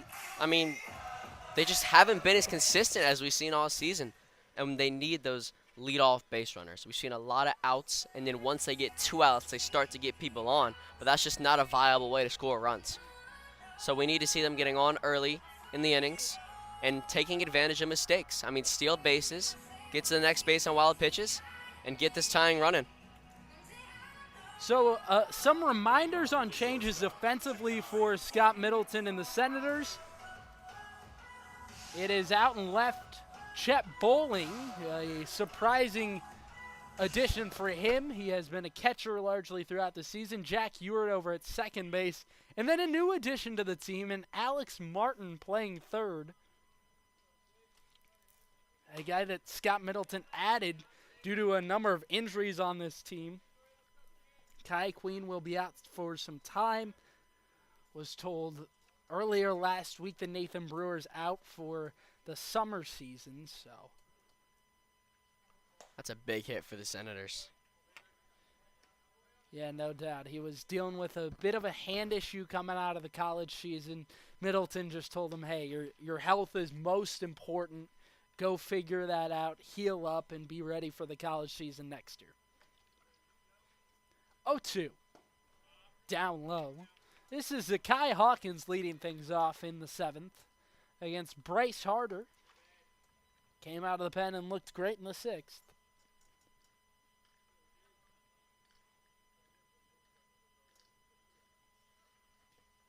Check swing. He went around for strike 3. And Grantham applies the tag. Well, he missed him, and now he'll lob one down to first. And that will be, therefore, out number 1. MJ Phillips also taking over at first base. Another change for the Senators. Steven Krause out of the ballgame. And I think that just shows the supreme confidence that Scott Middleton has in all of his guys, right? That he will put all of them in no matter what, no matter the situation, right? This is a close game, late game situation, but he has the confidence in anyone to hit. I mean, you can only have 9 guys in the lineup at a time, but the Senators have had more than 9 guys contribute.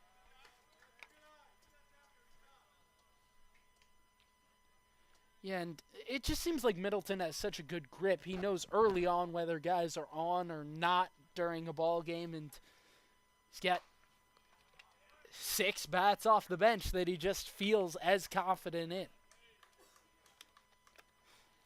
Harder getting hit early. It has not necessarily been the Senators' night offensively thus far. 0-2. Fouled off. And we've mentioned those 8 days. They can really get to you. Obviously, it's nice to practice and stuff, but there's nothing like the live game. Yep. And Cropdusters have played 3 ball games in that time since Southern Maryland last played on Thursday, a week and a day ago.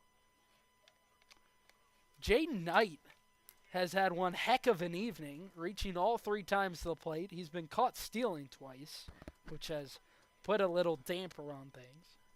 And he struggled to start the season, too. It's looking like he's starting to get a grip of things here.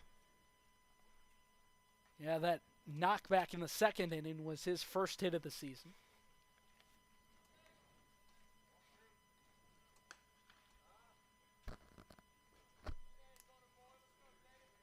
Last played on Saturday against the Thunderbolts did Knight. Got the start here tonight and being shown a lot of confidence.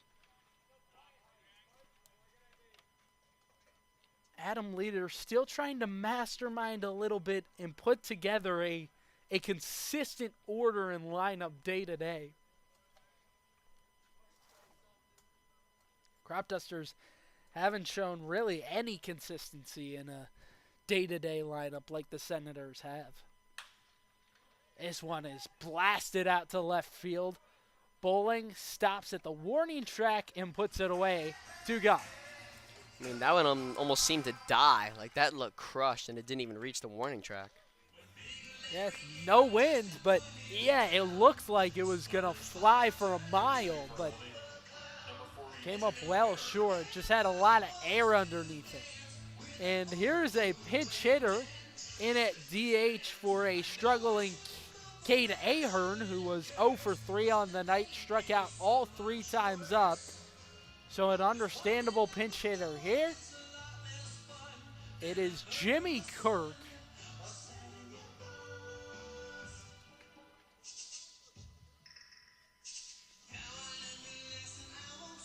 Kirk, a guy that plays with a lot of loyalty, really something that he values.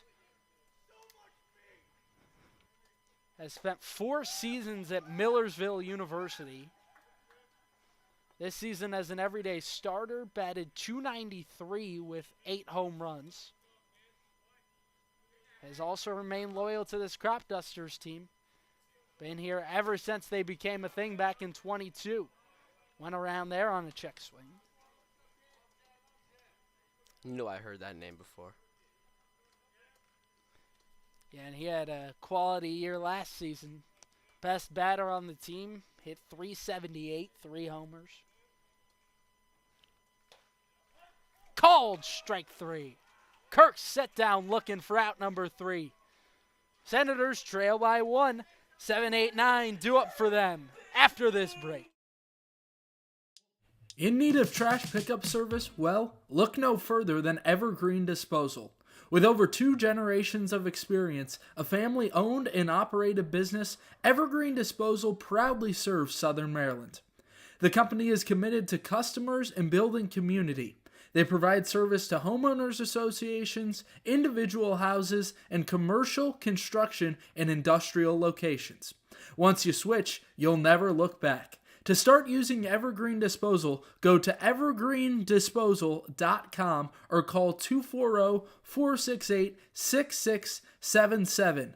That's 240-468-6677 to change to a community-based organization. Evergreen Disposal. Want to help the Senators? You can help fuel the team and carry them to victory by becoming a game day meal sponsor. For $250, you provide a pregame meal for the Senators players and staff.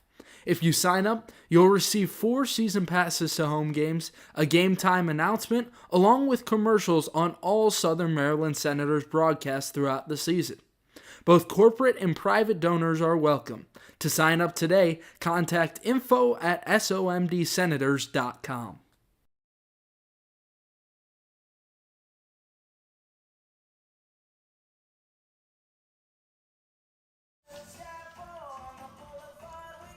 Cropdusters got 3 innings of bullpen work out of Dominic Pietto. Here they hand it off to Egan Lowry. To this point, he has made 3 appearances, increasing by 1 inning each time, through a third of an inning against the Braves his first time out way back on June 4th, then threw 1 1/3 against the Senators over a week ago, then against the Thunderbolts on Saturday, he threw 2 1/3, gave up 2 there, surrendered 3 runs to the Braves his first appearance, but didn't give up a run against the Senators. He looked very good against Southern Maryland the first time around. And it's been his only good appearance so far, too. Sidearm righty. Yeah, and I think that he will start to struggle a little more as the appearances get longer and longer, right? Because as you start to get used to a sidearmer, you can start to hit him. It's really the shock factor that's a big piece of it, right, Alex? And especially because they usually don't have much velocity either when they have that arm slot. So this is Jack Ewert to lead off the inning, who has really started to put things together with the bat.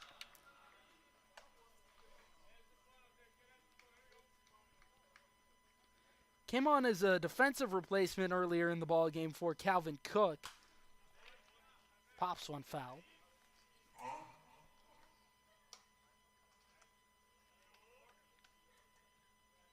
Scott Middleton has really commended Ewert for his defensive work, glove ability. He has made the most of some defensive errors against him, reaching base a number of times. See what you can do here on a 1-2 count. Like I said, we'd like some early base runners. 3 walks, 3 strikeouts this season. Swings and misses at strike number 3.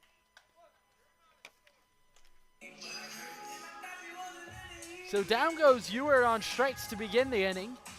And here comes Dawson Smale, just having an unbelievable start to this season for Scott Middleton. Utility guy, can play infield, outfield, whatever you need. Hasn't played any catcher like Mike Sweeney did last year, who was the Senators' utility guy. He did whatever Scout Middleton wanted. Saw him in center, short, third. I mean, you said he catched at one point. Pardon me, caught. Scott Middleton has told me, Smale, this is a new one, that he's asked about throwing some bullpens and potentially being a pitcher for the Senators. Wouldn't mind seeing that with these 12 games ahead. 0-2, low and away.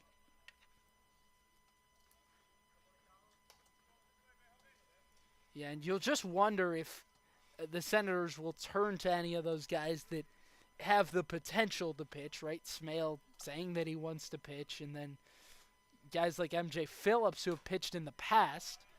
He had to pitch this summer for Southern Maryland.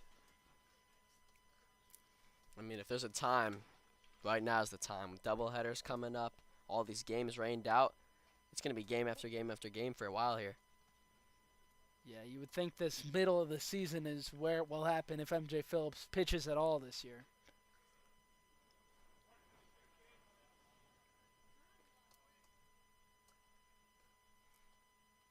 One, two. Fought off foul. Smale, a guy that never lets you get away easy, has struck out only twice this year.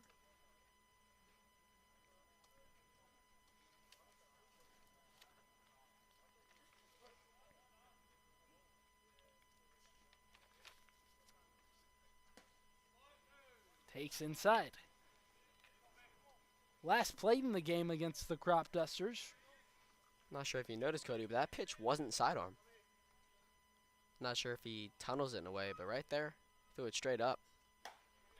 Swing and a miss. Got him with strike number 3. And back-to-back punch-outs. Down goes Dawson Smale. And here comes the defensive replacement, Chet Bowling, for his first at-bat of the evening. This is the first time we've seen Chet play in the outfield. You've gotten a good look at him playing catcher, and he's DH some as well this season. First pitch swing. You mentioned that shock factor of the sidearm has been killing the Senators this inning and last appearance. Yeah, back-to-back strikeouts out of the pen for Lowry. This is bounced towards third foul. I mean, Lowry's just pumping the zone and then finding a pitch and blowing it right by. And he's also working at a breakneck pace. Whenever he gets the ball back, within 5 seconds, it feels like, is throwing the next pitch. Trying to ride the momentum.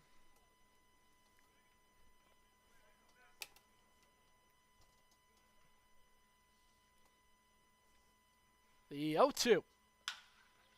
Ripped right at the shortstop, who gloves Hawkins. Throw on to Stucker to retire the side. So 3 up, 3 down for the Senators in the 7th. They got to get some offense going. We head to the 8th. Senators trail by. Eternal Couture Sports makes your design ideas come to life. From sports uniforms to vehicle lettering, custom t-shirts, yard signs, and more, EC Sports has you covered. They're ready to suggest new design ideas for your company logo, team uniforms, or personal apparel. Based in Waldorf, Maryland, EC Sports is here to match your design needs. To learn more, visit ecsportsdmv.net today.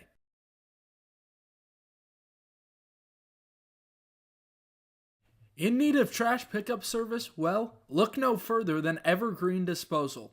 With over 2 generations of experience, a family-owned and operated business, Evergreen Disposal proudly serves Southern Maryland. The company is committed to customers and building community. They provide service to homeowners associations, individual houses, and commercial, construction, and industrial locations. Once you switch, you'll never look back. To start using Evergreen Disposal, go to evergreendisposal.com or call 240-468-6677. That's 240-468-6677 to change to a community-based organization. Evergreen Disposal.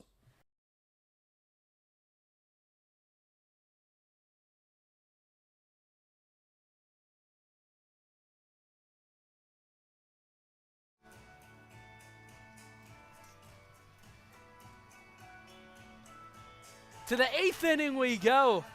Nearing closing time here in Southern Maryland. Senators got to get a jump start on the offense. They have struggled thus far.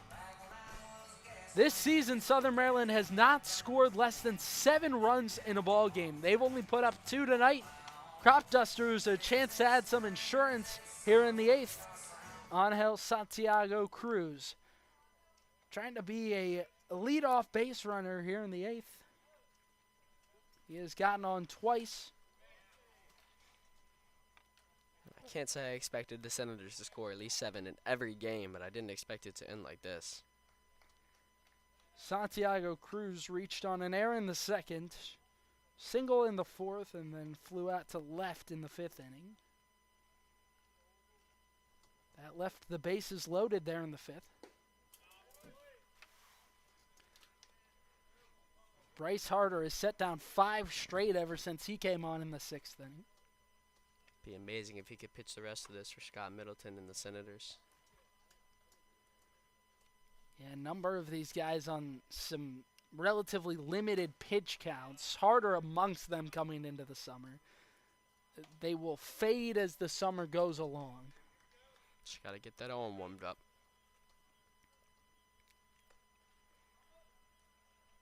Ball on the field here. Swing and a miss. And Scott Middleton going to try to push some of these relievers a little longer, right? Because he's going to try to just get roughly 60 pitches out of any pitcher, you would guess, because he doesn't want to push anyone too long, but he's probably going to have the relievers go close as long as the starters at this point. You're right. We've seen it all year so far.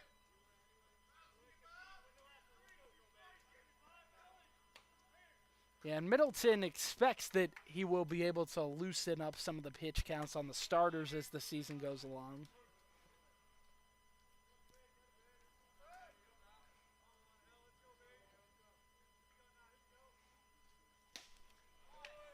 Swings through strike number 3. So Bryce Harder make it strikeout number 4 tonight. He's cooking with his ace stuff. And this is Parker Redden riding an 0 for 3 evening. And all things told, this is an offense that really hasn't had the best of hitting nights, if we're being fully honest. They've gotten on a couple of errors and then stole some bases, gotten ahead on a couple of errors, pass balls, wild pitches. And I can't even say the Senators' offense has been completely different, because we've seen them absolutely crush some balls down the left field line, but not a single one of them has been fair. I mean, 2 foul homers. I think 3 more have been extra base hits. Just everything's foul. Yeah, and Scott Middleton pregame, he seemed a little worried about that, right? When I talked to him, I could hear it in his voice that he didn't seem to have the same confidence as there was early on in the season just because of that 7-day layoff, right? It's tough to come back and try to play the same way you were when you were riding some real heat. I mean, even in that Big Train game, they had a lead. Through 2 innings, they got a run out of it.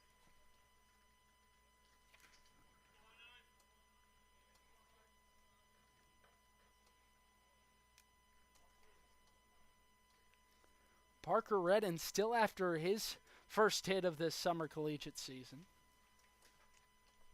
1-2. Swing and a miss. Harder's just dealing. 3 straight punch-outs for Bryce Harder. He's been tough to touch.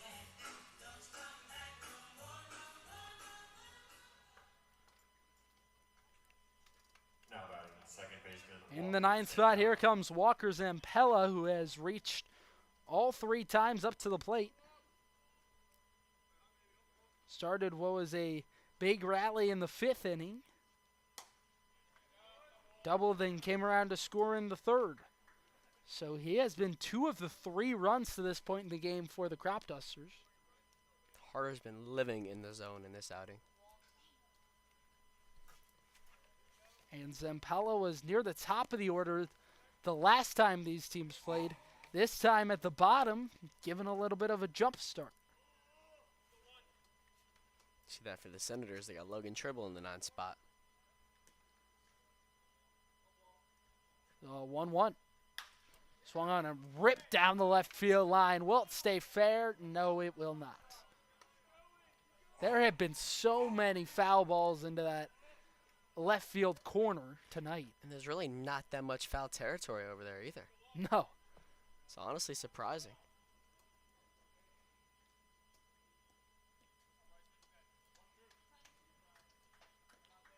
Well, we're going to have a lot of time with you over these next 7 days. So glad you can be with us on what is a beautiful Friday evening. 1-2 downstairs. Cody Wagner, Alex Urso. Senators and Cropdusters only in front by 1.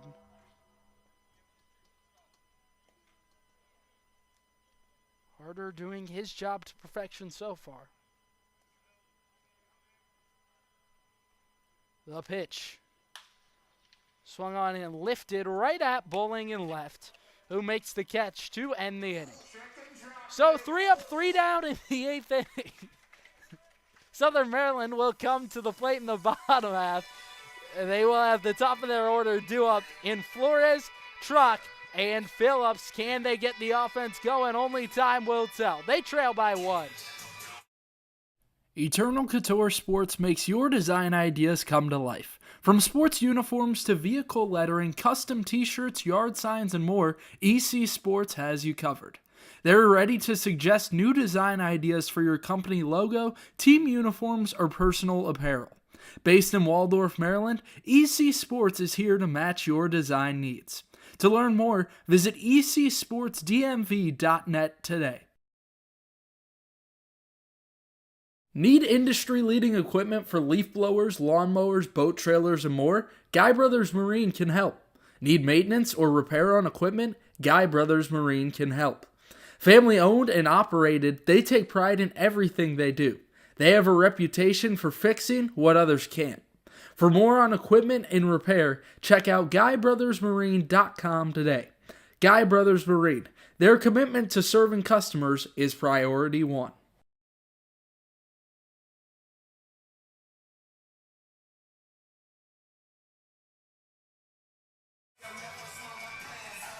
Back for the 8th, Senators and Cropdusters. We're in a tight one tonight, 3-2. Senators trail by 1, going to the bottom of the 8th inning. And this is Nick Flores in the 1 spot. Will lead things off in the 8th inning. Top of the order for Southern Maryland, and that's exactly what you want, a fresh start here in the 8th inning. Nick Flores 2 for 3 tonight. He's been big for the Senators, had an RBI double in the 5th. Singled and came around to score in the 1st, so in a large part responsible for the 2 Senators' runs so far. 6 outs remaining. They got to get it going here. Yeah, time is quickly running down on Southern Maryland, a team which has produced offense at an incredible clip throughout the season.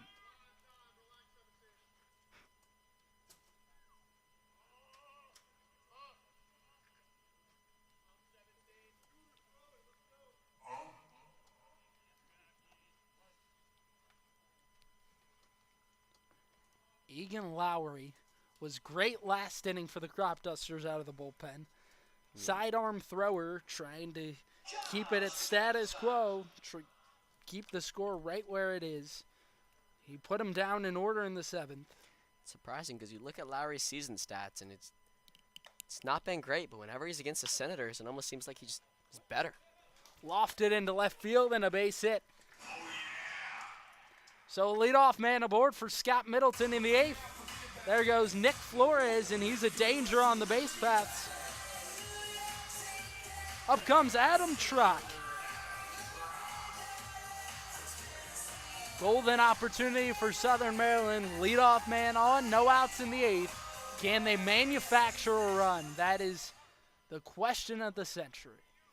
Wonder if Flores will stay here because Lowry's sidearm. It's hard to get a pickoff move with that. Third baseman Santiago Cruz is creeping in. This is a grounder down the first base side. Stalker will take it himself to the bag and put it away for out number 1. So productive out there for Adam Schrock.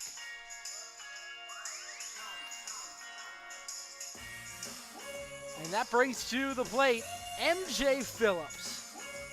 Came on defensively for Steven Krause back in the 7th inning.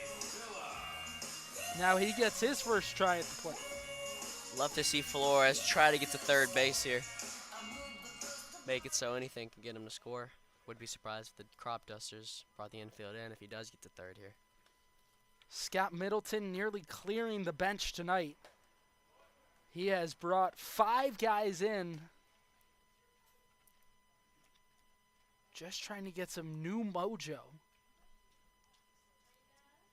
Phillips, an opportunity to do exactly that. Last time against the Cropdusters, he was excellent. Bounces one foul.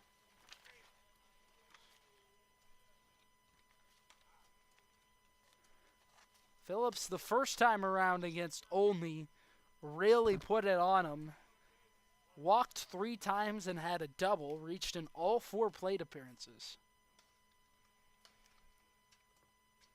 1-1. Checks his swing, and the pitch gets away. Flores was nearly off, but has to hold it second. Boy, Flores is waiting for any moment he can go. An aggressive secondary lead there.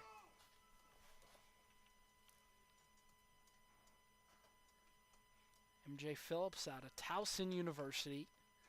2-1. Low and outside.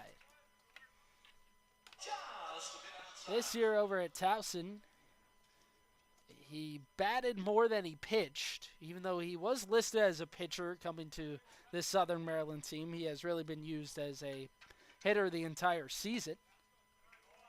And that's a 5-pitch walk. So 2 men on with 1 out in the inning. And this is a new addition to this Senators team.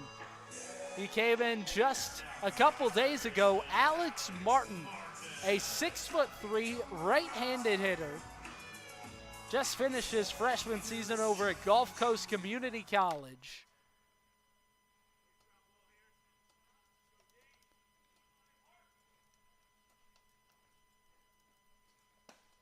And this just shows you the trust that Scott Middleton has in his guys. Working counts. Just got to manufacture something here. First and second, 1 out. Excuse me, Martin will go to Gulf Coast Community College in the fall. He played his freshman season over at Xavier.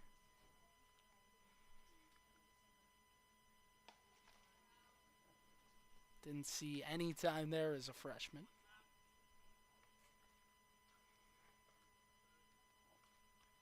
Looking for more opportunities at the college level, and there's a wild pitch.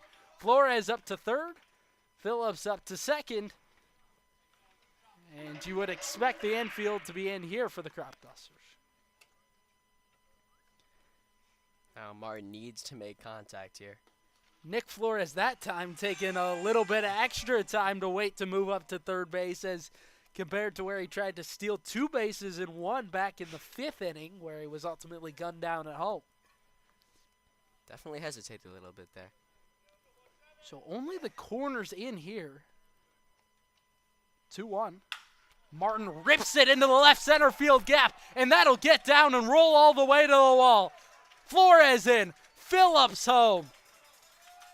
2-run double for Alex Martin in his first at-bat with the Senators. You can't have much better of a first at-bat than that. Sprinkle some fairy dust and call it magic. Senators with 2 runs in the 8th. Boy, this is unreal.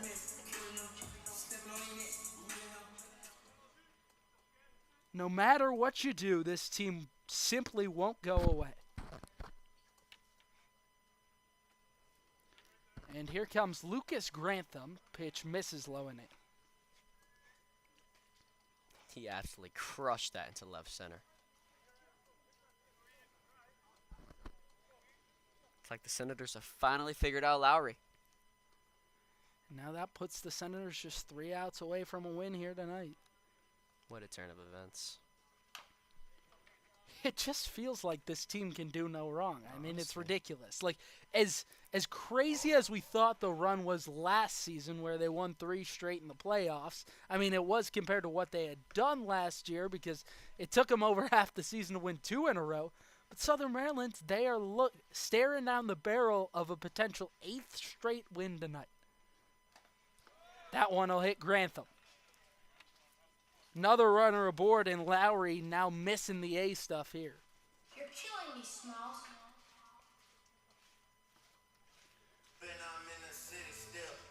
And this is Carter Groen, who came on back in the 6th inning as a pinch hitter at DH for Jack Nichols. He could really break this open. Groen, a guy with big-time pop. Saw him crush one down the left field line, but it was unfortunately fair. Or foul, apologies. He's had a homer out to left field this season at Regency Furniture.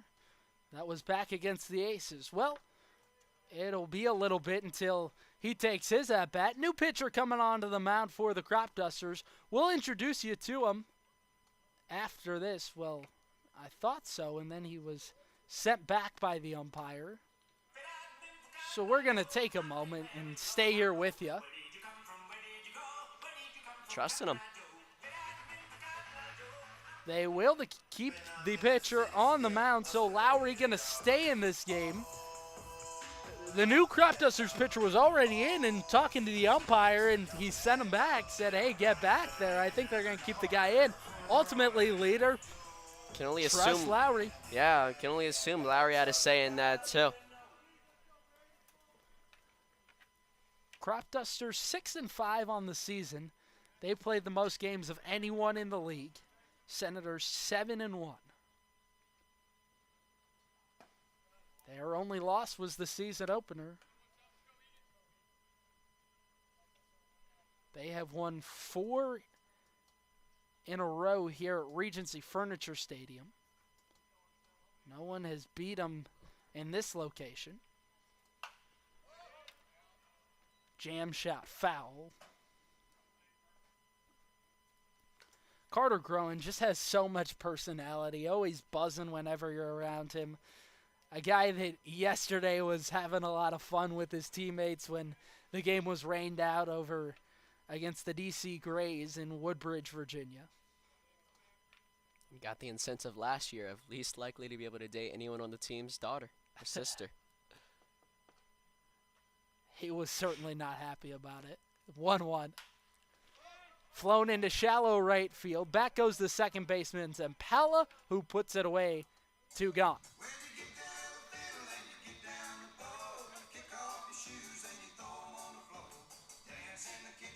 So this will be Jack Ewart to the plate. And the Senators have found a late pop in the offense from Alex Martin, who had a 2 RBI double in the 8th inning. Jack Ewart trying to extend the inning here. Just another contributor for the Senators. First at bat, and he comes through. Earlier this season, Ewart had a inside the park home run, if you'll remember. That was thanks to a couple of errors. Legitimately reached on a infield single.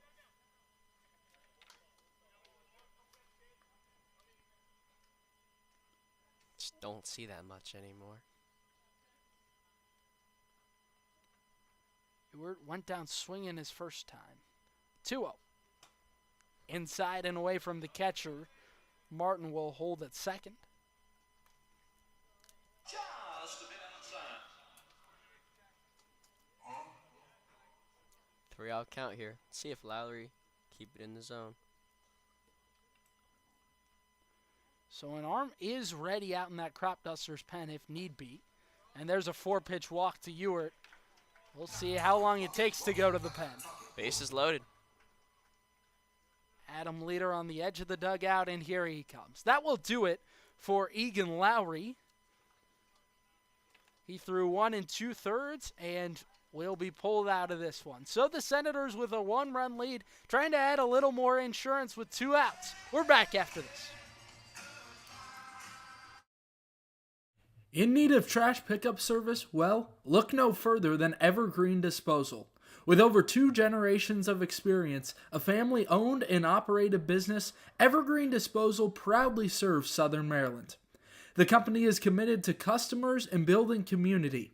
They provide service to homeowners associations, individual houses, and commercial, construction, and industrial locations.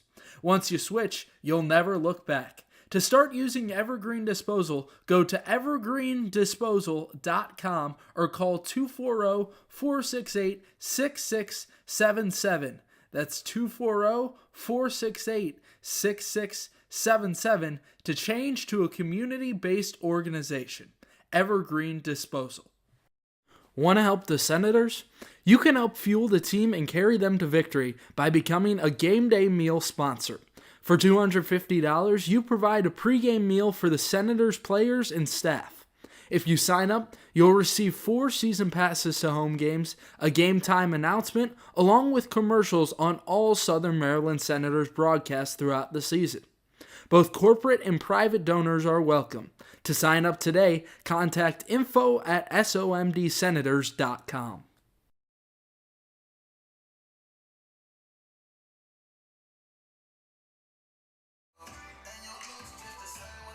Back from Regency Furniture Stadium. Senators an opportunity to add on a couple more. They'll have 2 men on here in the 8th. Southern Maryland somehow just 3 outs away from victory. The base will be loaded for Southern Maryland, and a big opportunity for the Senators. Trying to just give their bullpen a couple more runs. Alex, just how important is trying to give some insurance here? I mean, we've seen in the 9th inning of these games, the Senators aren't always clean with it. We've seen runs scored in the 9th inning. So like you said, insurance runs are very important here for the Senators. Sean Roseman out of the bullpen for Olney. 6'2", left-handed pitcher. He has made 3 appearances, been a lockdown arm out of the bullpen. Given up only 1 run in 8 innings.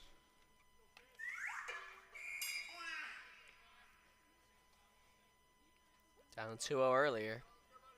Has struck out 12 as well, which would be helpful in this situation. 2-0. Inside, ball 3. Back against the wall here. Yeah, and this is a tough spot, right? Because you got to immediately have your A stuff, and if you don't, you can cost the team. Just came into the game. The pitch. Smale taking the whole way, and it's ball 4. Senators have another. 5-3. They're in front by 2.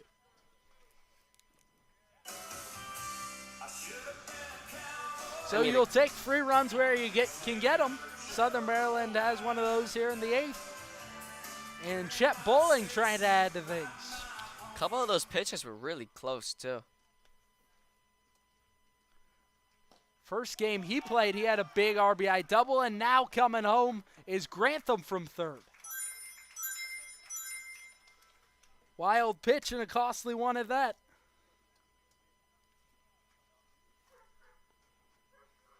Makes it 6-3. It's a 4-run inning for the Senators here. So as I had started, it was a similar story for Chet Bowling in his first at-bat to what happened for Alex Barton earlier tonight. 1-0 upstairs. He had a RBI double his first time to the plate this season with the Senators. Been a lower scoring performance for the Senators to this point. Now they have exploded in the inning, scoring 4.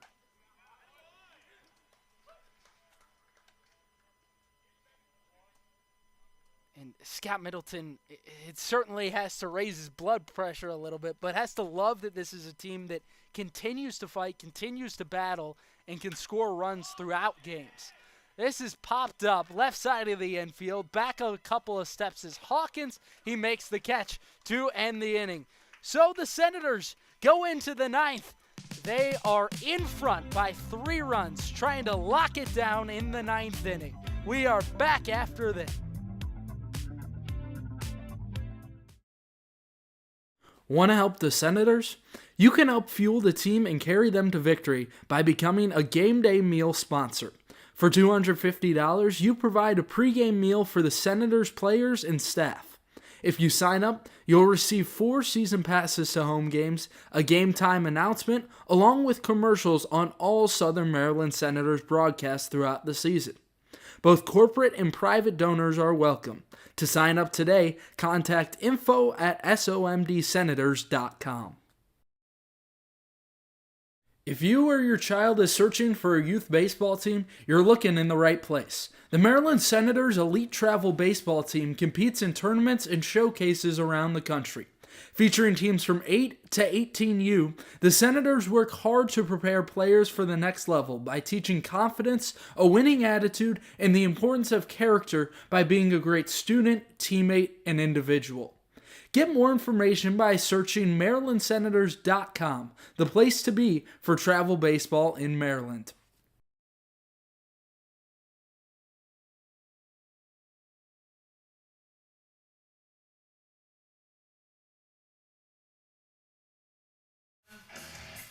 Ready to go here in the ninth. Senators 3 outs away from pulling one out tonight. Boy, would be one of the most unlikely of victories. Coming into the bottom of the 8th inning, they were down a run and hadn't scored since the 5th inning. Not that they couldn't put up runs, but a shocker that they put up 4 in the 8th after struggling to score all night. Hey, it's a sleeping giant, and they came through. I mean, those 8 days definitely took a toll, but they're back. Big 8th inning there, taking the lead and getting some insurance too. Well, if they do, in fact, close things out here, lowest scoring game will be tonight, but still, I mean, to pull out a win tonight would just be ridiculous. It's crazy that this is honestly a low scoring game for the Senators so far. This is the least amount of runs they've scored in their first 9 games. Just absurd. Honestly. Alan Miller out of the bullpen, a 6'5" righty. Bryce Harder was phenomenal out of the bullpen. Didn't allow a single base runner across 2 2/3. It's just amazing, especially when you need the length from the bullpen. Yep. It's a bullpen that's going to see a lot of usage over these next 12 games, 12 in a row for Scott Middleton and crew coming up. 2-0. Outside ball 3. Seen the Senators pitchers in the 9th inning waver a little bit. Seen it here with a 3-0 count early. Just can't let them get too much momentum.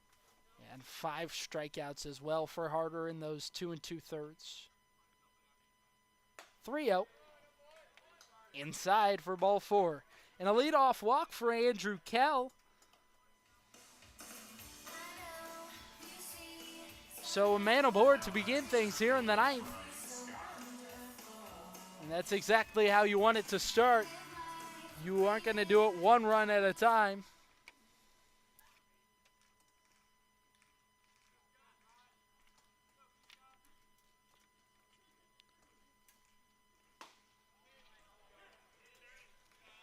Big first pitch strike there. We would like to apologize. Our camera behind home plate has unfortunately froze, so we'll try to give you the best details on the action once it gets into the field.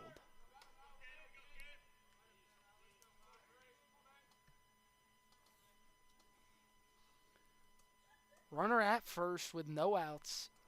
That is Andrew Kell. The pitch. Outside. Got to think there are some nerves from Alan Miller. Hasn't pitched in a little bit. Over a week and a half since he last came in. That was against the Giants on June 9th.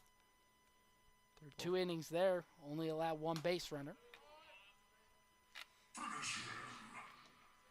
Just a big out here.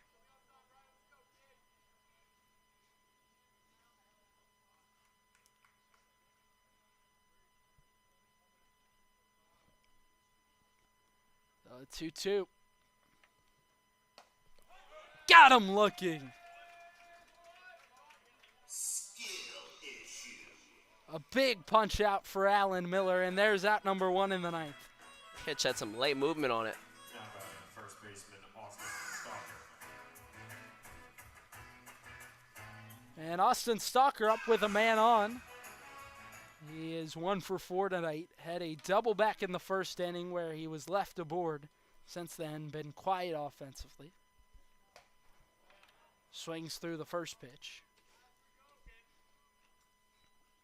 Miller's starting to settle in a little bit here. Stalker has struck out a couple of times so far.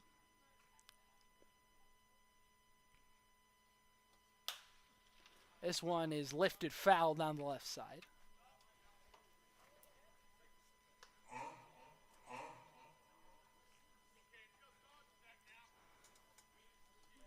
Senators 2 outs from victory here tonight. Senators and Cropdusters, Southern Maryland, boy, they had to fight this evening. Runner goes, pitch is fouled off. Can assume you wouldn't see a throw here from the Senators. And Alan Miller not even really paying too much attention to Andrew Kell at first base. Kell was off before the pitch there, and Miller not really doing too much about it. The run just doesn't mean too much. EO2 outside.